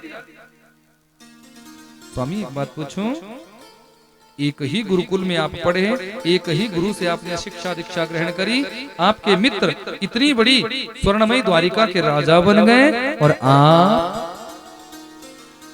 सुदामा जी का उत्तर सुनना जीवन में उतारने वाला है। सुदामा जी ने कहा देवी यदि मेरा मित्र आज द्वारिका का राजा बना हुआ है तो मेरे लिए उत्कर्ष की बात है, हर्ष की बात है, प्रसन्नता का विषय है, मुझे इसका कोई दुख नहीं है। मेरा मित्र यदि द्वारिका का राजा है तो मुझे प्रसन्नता है, पर देवी यदि मेरा मित्र द्वारिका का राजा है तो मैं भी अपनी कुटिया का राजा हूं, अपनी झोपड़ी का राजा। कितनी अच्छी बात है। जितना भगवान ने दिया ना उसमें प्रसन्न रहना सीखो। हम दूसरों का देख देख कर दुखी हो जाते हैं कि इसके पास तो कोठी बन गई, इसके पास तो गाड़ी आ गई, इसका बेटा तो नौकरी लग गया, मेरा तो लगा ही नहीं।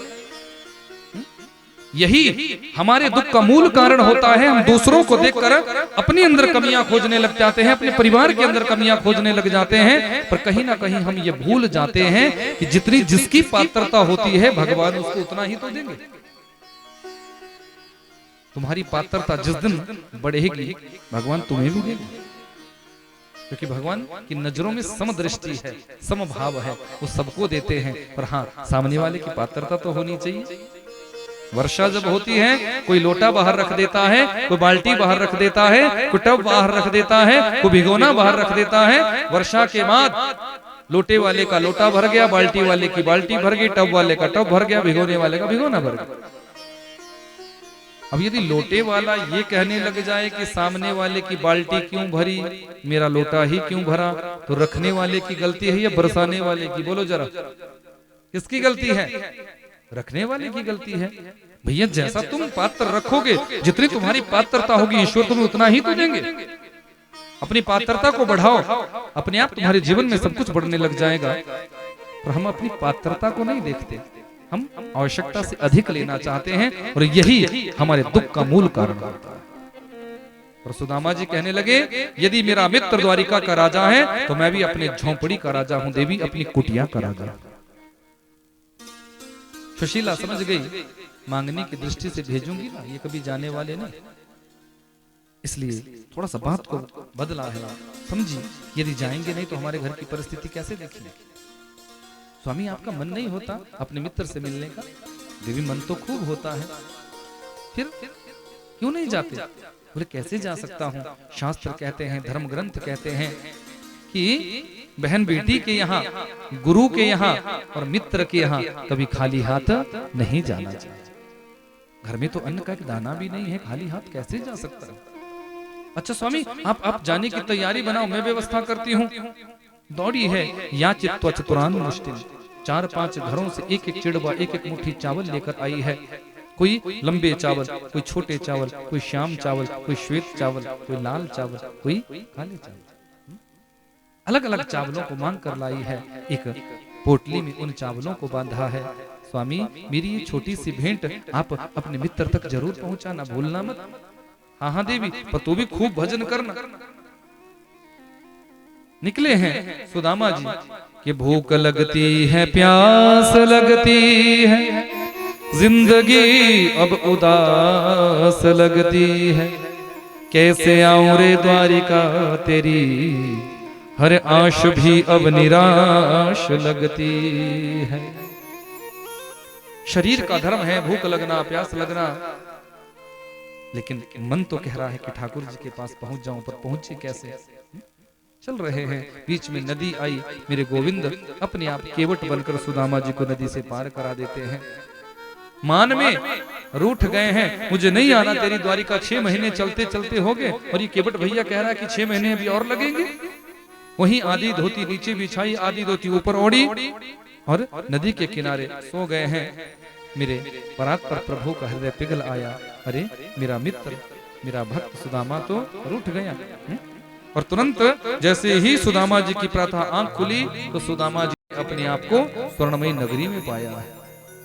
जय श्री कृष्ण की ध्वनि प्रस्फुटित हो रही है। आते जाते पथिक से पूछा, अरे भैया इस नगरी का नाम? अरे ब्राह्मण देवता, इस नगरी का नाम है द्वारिकापुरी। अच्छा, इस नगरी के राजा का नाम? बोले राजाधिराज महाराज श्री श्री कृष्णचंद्र जी महाराज। हे भगवान, मेरे कनुआ को कितने ऊंचे ऊंचे संबोधन लगाए जा रहे हैं। अब यहाँ कौन जाने कनुआ, यहाँ कौन जाने कन्हैया, यहाँ तो भैया राजाधिराज है। ये तो मेरे ठाकुर जी की कार्यस्थली है, कर्म क्षेत्र है। अरे भैया, आप मुझे उन तक पहुंचा दोगे? बोले ब्राह्मण देवता, किन तक? बोले जिनके लिए अभी अभी आपने इतने ऊंचे ऊंचे संबोधन लगा। अरे हमारे अन्नदाता ना। हाँ, सुदामा जी को ससम्मान द्वारिकाधीश के द्वार तक पहुंचाया गया है। सामने जय और विजय परमात्मा के द्वारपाल खड़े हैं। आप लोग एक भजन सुनते हैं, अरे द्वारपालो कन्हैया से कह दो, मिलने सखा बदनसीब आ गया है। उसमें जिस झांकी का दर्शन कराया गया है ना, कि सुदामा जी अंदर जाने का प्रवेश करते हैं, द्वारपाल धक्का देते हैं, सुदामा जी गिरते हैं, फिर सुदामा जी अंदर जाना चाहते हैं, फिर द्वारपाल धक्का देते हैं, सुदामा जी फिर गिरते हैं। ये सब मिथ्या ज्ञान है, ऐसा बिल्कुल भी नहीं हुआ है। आप विचार करना, मेरे द्वारिकाधीश के जो द्वारपाल होंगे, क्या वो ऐसे निष्ठुर हो सकते हैं? मेरे परात्पर प्रभु ने संत ब्राह्मणों के लिए कोई बैरियर रखा ही नहीं है। संत ब्राह्मण तो मेरे सर्वेश्वर सरकार से कभी भी मिल सकते हैं, उन्हें कोई रोक टोक नहीं, उन्हें कोई सैनिक नहीं रोक सकता, उन्हें कोई द्वारपाल नहीं रोक सकता। इस पर आपको मिथ्या ज्ञान कराया जाता है, मिथ्या ज्ञान आपको दिया जाता है। द्वारपालों ने जैसे ही सुदामा जी को देखा है तो चरणों में प्रणाम किया है। ब्राह्मण देवता, आपका स्वागत है, किंचित विश्राम करो। मैं कृष्ण का मित्र हूँ, बचपन का मित्र हूँ, नाम है सुदामा। मेरे आने की सूचना आप मेरे मित्र तक देकर।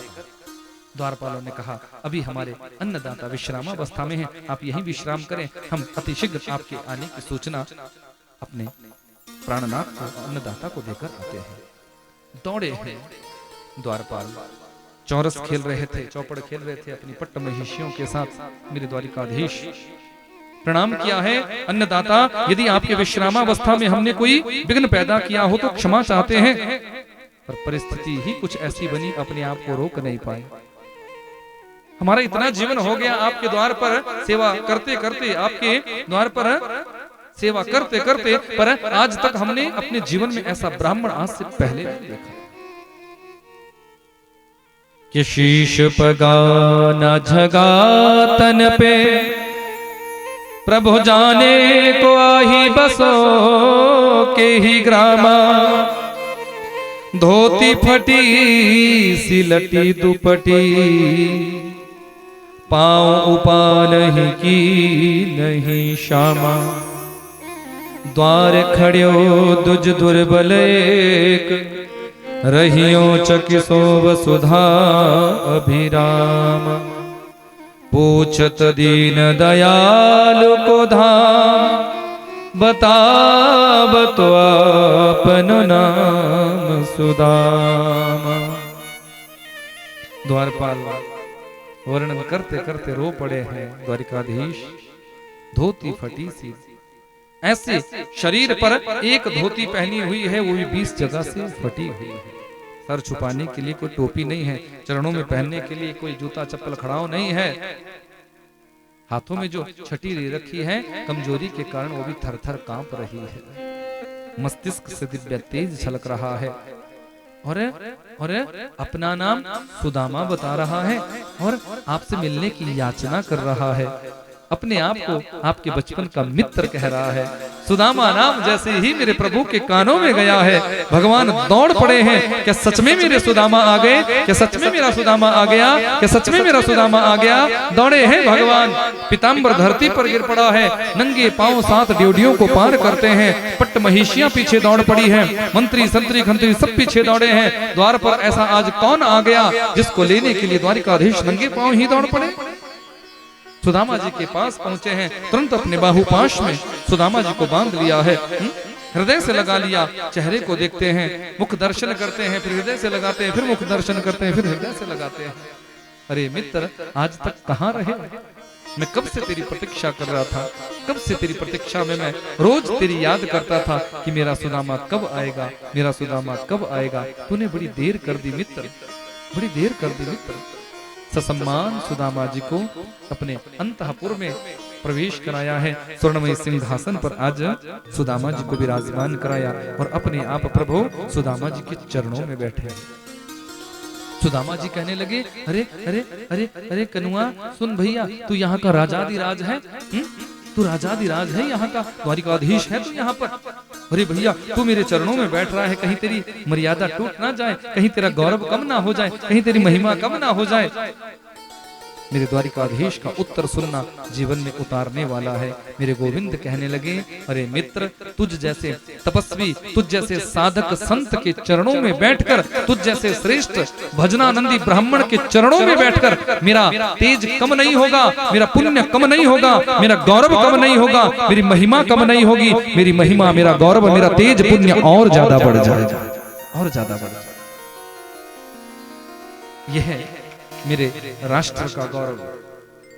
ऐसे ऐसे संत मेरे राष्ट्र में हुए हैं। इशारा किया रुक्मणी को, देवी ऐसा ब्राह्मण दोबारा तेरे द्वार पर नहीं आएगा।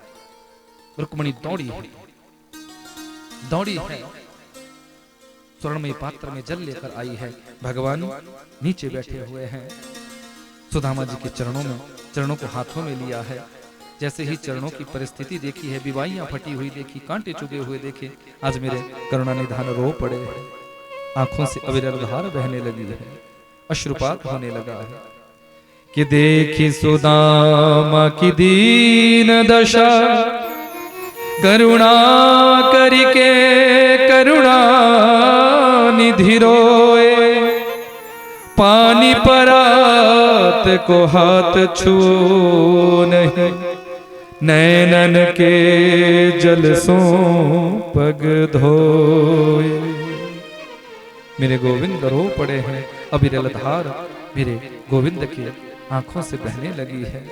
सुदामा जी के चरणों की परिस्थिति जब देखी है, विवाहियां फटी हुई देखी, कांटे चुभे हुए देखे, भगवान कहने लगे, अरे अरे मित्र, इतने कष्ट में तो रहा, इतने कष्ट में तूने अपना जीवन यापन किया, चरणों में पहनने के लिए खड़ाओं तक नहीं है, जूता चप्पल तक नहीं है।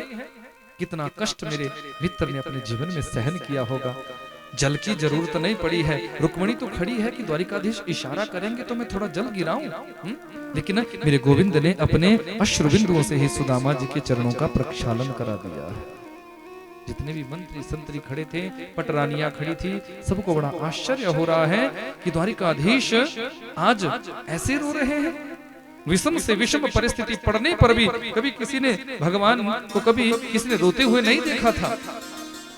इस ब्राह्मण ने कितना ऊंचा तप किया होगा, कैसे इसकी साधना रही होगी, कैसे इसकी तपस्या रही होगी, जो द्वारिकाधीश आज भरी सभा में अपनी आंखों की अश्रु बिंदुओं से ही, अपने आंसुओं से ही इस श्रेष्ठ ब्राह्मण के चरणों का प्रक्षालन करा रहे हैं। सबको बड़ा आश्चर्य हो रहा है। मेरे गोविंद ने अश्रु बिंदुओं से ही सुदामा जी के चरणों का प्रक्षालन कराया है। कांटे चुभे हुए देखे तो अपने दांतों से सुदामा जी के चरणों के कांटे निकालना प्रारंभ किया है। बंधु याद रखना, मेरा गोविंद जानता है कि तुम्हारे शरीर में कांटा कहाँ चुभा है, दिल में चुभा है या दिमाग में चुभा है, शरीर के किस हिस्से में चुभा है। यदि तुम शरणागति में चले जाते हो, ईश्वर के पास चले जाते हो, तो मेरा सर्वेश्वर सरकार तुम्हारे जीवन के हर एक कांटे को निकालना अच्छी तरह जानता है। हमारे जीवन को वो परात प्रभु निष्कंटक बना देते हैं, निष्कंटक बना देते हैं। बस हमें उनकी शरणागति में जाना पड़ेगा। बिना शरणागति में जाने से कुछ होगा नहीं। सुदामा जी के चरणों के कांटों को निकाला है। सबको बड़ा आश्चर्य हो रहा है। मित्र के चरणों का प्रक्षालन कराया। मित्र इतने दिनों तक कहां रहे। रुक्मणी आदि रानियों को इशारा किया, ऐसा विप्र दोबारा नहीं आएगा, आशीर्वाद ले लो। रुक्मणी आई है, चरणों में प्रणाम करती है। हे विप्र देवता, मैं रुक्मणी प्रणाम करती हूँ, देवी चिर सौभाग्यवती भव।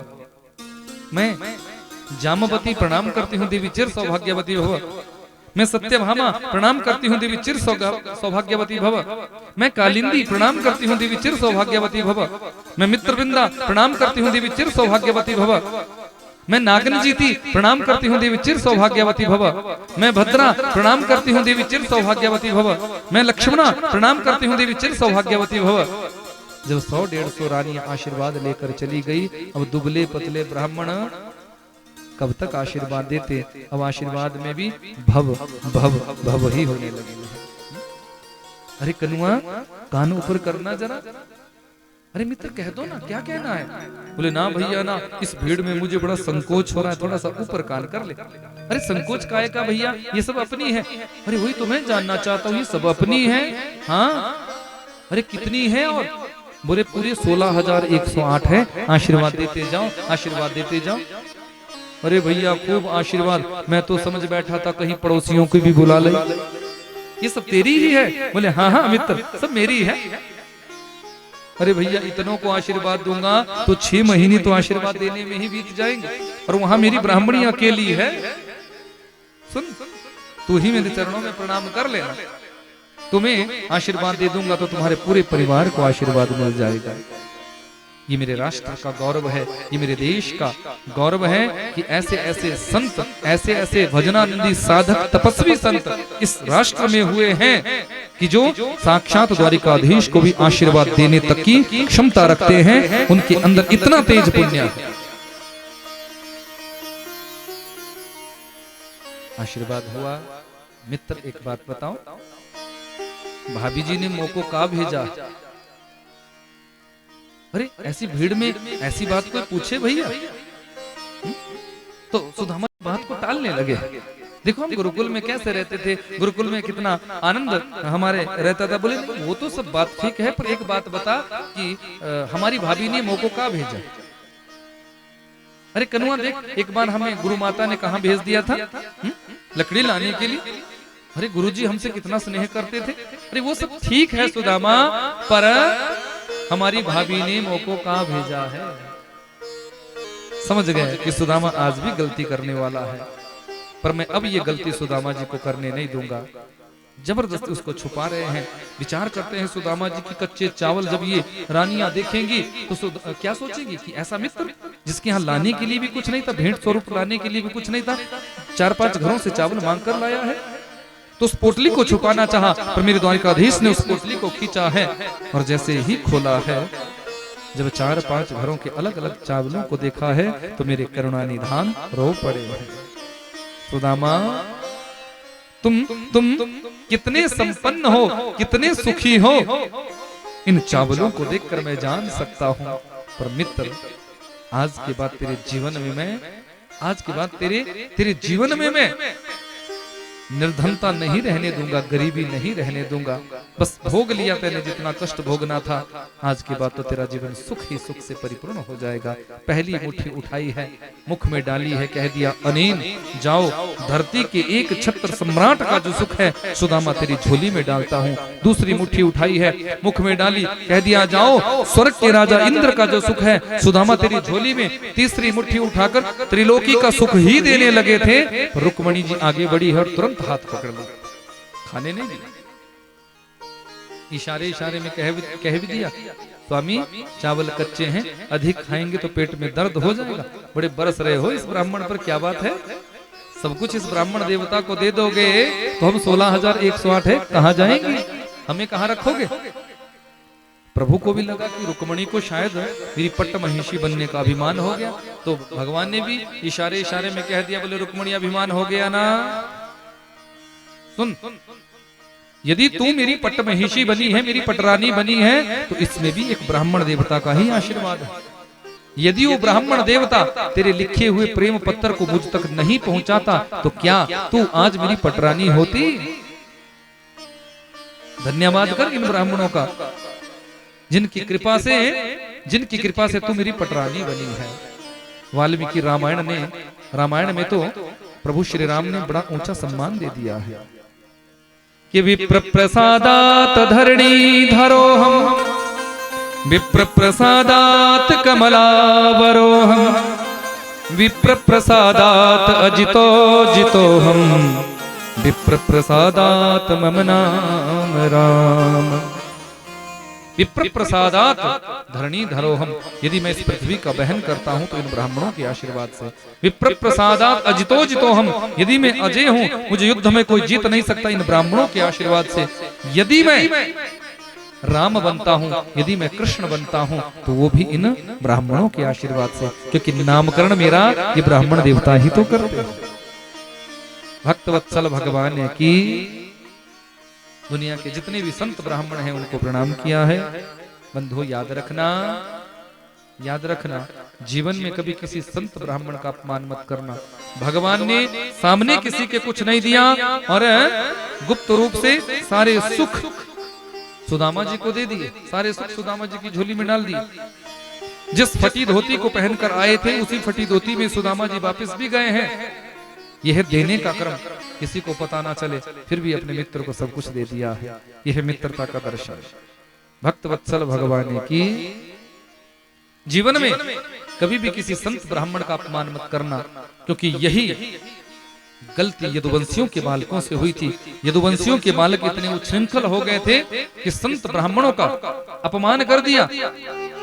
दुर्वासा जैसे संतों के सामने सांब नामक पुत्र को स्त्री के वस्त्र पहनाकर और वस्त्र लपेटे पेट में गर्भिणी बनाकर खड़ा कर दिया कि ये गर्भिणी है, इसके पेट से क्या जन्म लेगा।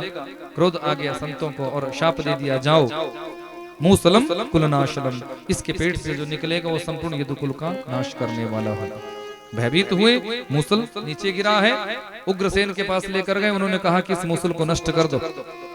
मूसल को घिसना प्रारंभ किया है समुद्र के किनारे। अंतिम जो टुकड़ा बचा है इसको समुद्र में फेंका। उस मूसल के घिसने से फेन के साथ साथ जो एरका नामक घास उगी है और अंतिम टुकड़ा मछली ने निगला है। जाल फेंका, मछली फंसी, पेट को चीरा तो चमकता हुआ लोहे का टुकड़ा।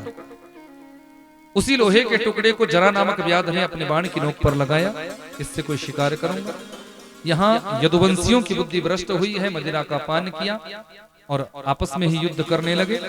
अस्त्र शस्त्र जब सारे समाप्त हो गए तो अंत में फिर वही एरका नामक घास उखाड़ उखाड़ कर एक दूसरे पर प्रहार किया जा रहा है। जिसको भी ये घास लगता है उसी का ही प्राणांत हो जाता है। बचे वही हैं जो परमात्मा के परम उपासक थे, जो परमात्मा के भक्त थे। भगवान ने अपनी 16,108 रानियों को अर्जुन की सुरक्षा में भेजा, पर द्वारिका से 9 किलोमीटर दूर गोपी तालाब, जहां अपने हाथ के मैल से कोल भीलों को प्रकट किया और उन्हीं कोल भीलों के माध्यम से अर्जुन से अपनी रानियों का हरण करवाया और समस्त रानियों को उस गोपी तालाब में समाहित कराकर गोलोक धाम का वास कराया। भक्तवत्सल भगवान की परमात्मा भालका नामक तीर्थ जो सोमनाथ ज्योतिर्लिंग से ठीक 8 किलोमीटर पहले अर्धशयनावस्था में एक पीपल वृक्ष के नीचे भगवान लेटे हुए हैं, अपनी समस्त लीलाओं का संभरण कर रहे हैं। यहाँ से जरा नामक व्याध 4 किलोमीटर दूर समुद्र किनारे से उसी बाण को छोड़ता है जिस बाण में वो मूसल का अंतिम टुकड़ा लगा है। भगवान के तलवे में ये बाण लगा है, आह की आवाज निकली, दौड़ा है। जब भगवान को धराशायी देखा है तो चरणों में गिर पड़ा, प्रभु मुझसे बहुत बड़ा अपराध हो गया। भगवान ने कहा ये सब मेरी व्यवस्था थी, अपने से पहले इस व्याध को अपने गोलोक धाम का वास कराया है। देवता लोग टकटकी बांध कर देख रहे हैं कि प्रभु इस धराधाम को छोड़कर कहां जाएंगे।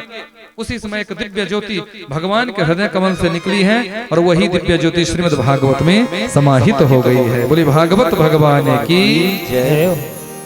परमात्मा इस धराधाम को छोड़कर कभी जाते नहीं, याद रखना। मद भक्ता यत्र गायन्ति तत्र तिष्ठामि नारद, जहां मेरे भक्त गाते हैं, मेरे नाम की ताली बजाते हैं, मेरा कीर्तन करते हैं, उन्हीं भक्तों के बीच में आकर मैं विराजमान हो जाता हूँ। भक्त वत्सल भगवान की ऐसे मेरे प्रभु का ये सुंदर चरित्र। सुखदेव स्वामी कहते हैं राजन याद करो, 7 दिन पहले तुमसे अपराध हुआ, तुमने शमीक जी के गले में मरा हुआ सर्प डाला।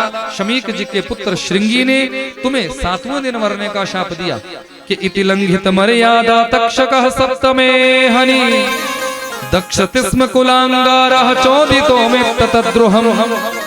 आज वो 7वां दिन है, तुम मेरे पास आए, तुमने मुझसे निवेदन किया कि जल्दी मरने वाले मनुष्य को क्या करना चाहिए। मैंने तुम्हें श्रीमद् भागवत की कथा सुनाई, संपूर्ण कथा मैं तुम्हें सुना चुका हूं और उस पूरी कथा में हजारों प्रश्न तुमने मुझसे पूछे, मैंने तुम्हें प्रत्येक प्रश्न का सटीक उत्तर दिया। अब मैं तुम्हें पूरी कथा सुना चुका हूं। तक्षक आएगा, डंक मारेगा, क्योंकि संत का वचन कभी मिथ्या नहीं हो सकता। पर मैं अब अंत में एक प्रश्न तुमसे पूछना चाहता हूं कि राजन क्या तुम मरोगे। परीक्षित खड़े हुए, गुरुदेव के चरणों में प्रणाम किया। गुरुदेव मैंने आपके श्रीमुख से ये जान लिया है कि मेरा जब जन्म ही नहीं हुआ है तो मैं मरूंगा। क्यों? क्योंकि मरता तो ये शरीर है, आत्मा कभी मरती नहीं। मैं आत्मा हूँ, मैं शरीर नहीं। सुखदेव स्वामी खड़े हो गए, राजन मैंने समझ लिया कि मेरे द्वारा सुनाई गई कथा को तूने आत्मसात कर लिया। खड़े हुए हैं, आशीर्वाद दिया, निर्गुण ब्रह्म की साधना में चले गए। यहाँ जन्मे जी ने अपने पिता रक्षण करने के लिए, अपने पिता को बचाने के लिए 9 मंजिला कंचन महल खड़ा किया है और 8वीं मंजिल पर अपने पिता परीक्षित को बिठाया है। यहाँ तक्षक आया है लेकिन अंदर जाने की किसी को अनुमति नहीं है, कोई अंदर नहीं जा सकता। मौत को कौन रोक सकता है? मौत जब आएगी तो किसी भी द्वार से अंदर आ जाती है। तक्षक एक छोटे से कीट के रूप में एक फल के बीच में बैठा है और वही फल सैनिकों के पास दिया कि राजा तक पहुंचा दो, ये संत की प्रसादी है। वो प्रसाद राजा तक पहुंचाया गया है। छोटा सा जो कीट उस फल के बीच में बैठा था, देखते ही देखते जब संत के वचन को पूरा करने का समय हुआ है तो वही छोटा सा कीड़ा विकराल तक्षक के रूप में, विकराल सर्प के रूप में परिणित हुआ और राजा परीक्षित के शरीर को डंक मार दिया। अब एक प्रश्न उत्पन्न होता है कि जिसने भागवत की कथा सुन ली हो, क्या उसका फिर मरण होता है? बोले नहीं। जो भागवत की कथा सुन लेता है उसका कभी मरण नहीं होता, याद रखना। भागवत की कथा सुनने वालों की तो मुक्ति होती है, परम मोक्ष होता है। संत के वचन को पूरा करने के लिए तक्षक ने राजा परीक्षित के शरीर को तो डंक मारा, लेकिन भागवत कथा के प्रभाव से राजा परीक्षित के शरीर की आत्मा निकलकर उससे पहले ही भगवान के हृदय में समाहित हो चुकी थी। अब ये तो मिट्टी को डंक मारा है, अब ये शरीर तो मिट्टी है। प्राण जब निकल जाते हैं उसके बाद तो ये मिट्टी। क्षिति जल पावक गगन समीरा पंच रचित अति अधम शरीरा। 5 तत्वों से इस शरीर का निर्माण होता है। मिट्टी मिट्टी में मिल जाती है, जल तत्व जल तत्व में मिल जाता है, आकाश तत्व आकाश तत्व में मिल जाता है, वायु तत्व वायु तत्व में मिल जाता है, अग्नि तत्व अग्नि तत्व में मिल जाता है। राजा परीक्षित को परम मुक्ति मिली है भागवत कथा के प्रभाव से। ऐसी है ये भागवत कथा। श्रीमती एवं श्रीमान गोविंद देव जी ने बड़े सुंदर भाव से अपने श्रीनिवास पर इस कथा का आयोजन करवाया। तो दिव्यात्मा, उस दिवंगत आत्मा के निमित्त इस कथा का आयोजन रहा। निश्चित तौर पर आज कथा की पूर्णता पर उस दिवंगत आत्मा को परम शांति मिलेगी ही मिलेगी। मेरे सर्वेश्वर सरकार के गोलोक धाम का वास मिलेगा ही मिलेगा। पर इस परिवार के जितने भी पितृगण हैं, उन समस्त पितरों को भी गोलोक धाम का वास हो, ऐसा ही हम भागवत भगवान से निवेदन करते हैं, प्रार्थना करते हैं। आप सबने भी इस कथा का यहाँ आनंद लिया। जो भी भागवत कथा अपने यहाँ करवाता है, जिसके भी माध्यम से कथा होती है, वो अपनी 21 पीढ़ियों को तारता है। 7 अपने कुल की, 7 अपने मातुल पक्ष की, ननिहाल पक्ष की, और 7 अपने ससुराल पक्ष की। 21 पीढ़ियों का वो भक्त तारण करवाता है, जिसके माध्यम से भागवत कथा का आयोजन होता है। क्योंकि ये प्रत्यक्ष है, एक हाथ से दे और दूसरे हाथ से ले। ये तो निर्भर करता है आपकी श्रद्धा पर। भागवत कभी किसी का नहीं रखती, याद रखना गोविंद देव जी। भागवत के निमित्त जो भी हम कुछ लगाते हैं, अनंत गुणा करके ही भगवान हमें वापस करते हैं। वो किसी भी माध्यम से देंगे, पर वो दे देते हैं, वो वापस कर देते हैं। 2 हाथों से हम भगवान के निमित्त लुटाते हैं, तो सैकड़ों हाथों से मेरा ठाकुर, मेरा बांके बिहारी आपको रिटर्न करता है, आपको वापस करता है। तो रामायण से जीना सीखो और भागवत से मरना, मुक्ति की पथ को प्रदर्शित कराती है ये श्रीमद् भागवत की कथा। तो आओ जरा मैं भागवत के अंतिम मंत्र का गान करूं। मेरे साथ आप सभी अपना अपना सर ढके और मेरे साथ भागवत जी के अंतिम मंत्र का आप सभी गान करेंगे, और उसके बाद फिर आरती की ओर चलेंगे। आओ जरा सुंदर भाव। नाम संकीर्तनम यस्य, नाम संकीर्तनम यस्य, सर्व पाप प्रणाशनम, सर्व पाप प्रणाशनम, प्रणामो दुःख शमनः, प्रणामो दुःख शमनः, तम नमामि हरिं परम, तम नमामि हरिं परम, तम नमामि हरिं परम, तम नमामि हरिं परम, तम नमामि हरिं परम, तम नमामि हरिं परम। त्वदीयं वस्तु गोविंद तुभ्यमेव समर्पये। हे मेरे ठाकुर जी, हे मेरे बांके बिहारी सरकार, हे मेरे भागवत भगवान, आपकी ये कथा हम आपके ही श्री चरणों में समर्पित करते हैं। आप इस अपनी कथा को स्वीकार करें। जिन जिन भक्तों ने तन से, मन से, धन से, किसी भी रूप से आपकी इस कथा में अपना सहयोग दिया है, उनका भी आप कल्याण करिएगा। जीवन में आपकी भक्ति बनी रहे, सब आपकी भक्ति करते रहें। सर्वे भवन्तु सुखिनः, सर्वे सन्तु निरामया, सर्वे भद्राणि पश्यन्तु, मां कश्चित् दुर्भाग् भवेत्। आपकी ये कथा मैं आपके श्री चरणों में समर्पित करता हूँ। मेरे जीवन की 548वीं कथा आज यहाँ काटल ग्राम में गोविंद देव जी के यहाँ विश्राम लेती है। मैं ठाकुर जी को इस कथा को समर्पित करता हूँ। बोले भक्त वत्सल भगवान की जय, भागवत भगवान की जय। ऐसी है ये भागवत भगवान की कथा जो आप सभी ने बड़े आनंद भाव से श्रवण करी। बोले राधा रानी सरकार की, बांके बिहारी लाल की, नंद नंदन सरकार की। आप सभी के लिए मेरे सर्वेश्वर सरकार की बहुत बहुत कृपा आप सभी के जीवन में बरसे। श्री भागवत भगवान की है आरती, पापियों को पाप से है तारती। श्री भागवत भगवान की है आरती, पापियों को पाप से है तारती। ये अमर ग्रंथ, ये मुक्ति पंथ, ये पंचम वेद निराला, नव ज्योति जगाने वाला। ये अमर ग्रंथ, ये मुक्ति पंथ, ये पंचम वेद निराला, नव ज्योति जगाने वाला।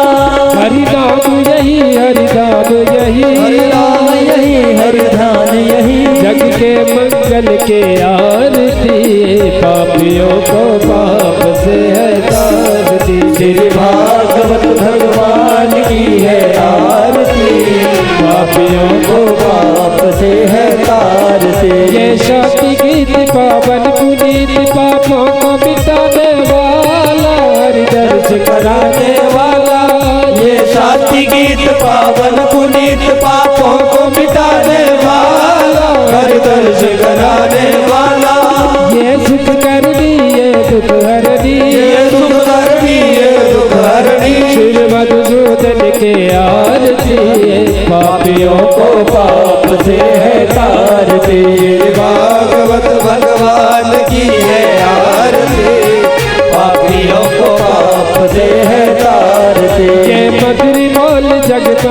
बोल सन्मार्ग बताने वाला, बिगड़ी को बनाने वाला।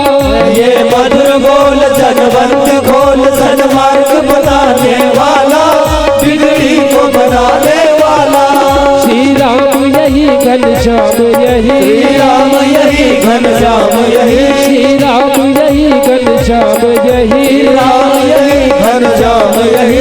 ये प्रभु महिमा के आरती, पापियों को पाप से तारती। श्री भागवत भगवान की है आरती, पापियों को पाप से है तारती, पापियों को पाप से है तारती, पापियों को पाप से है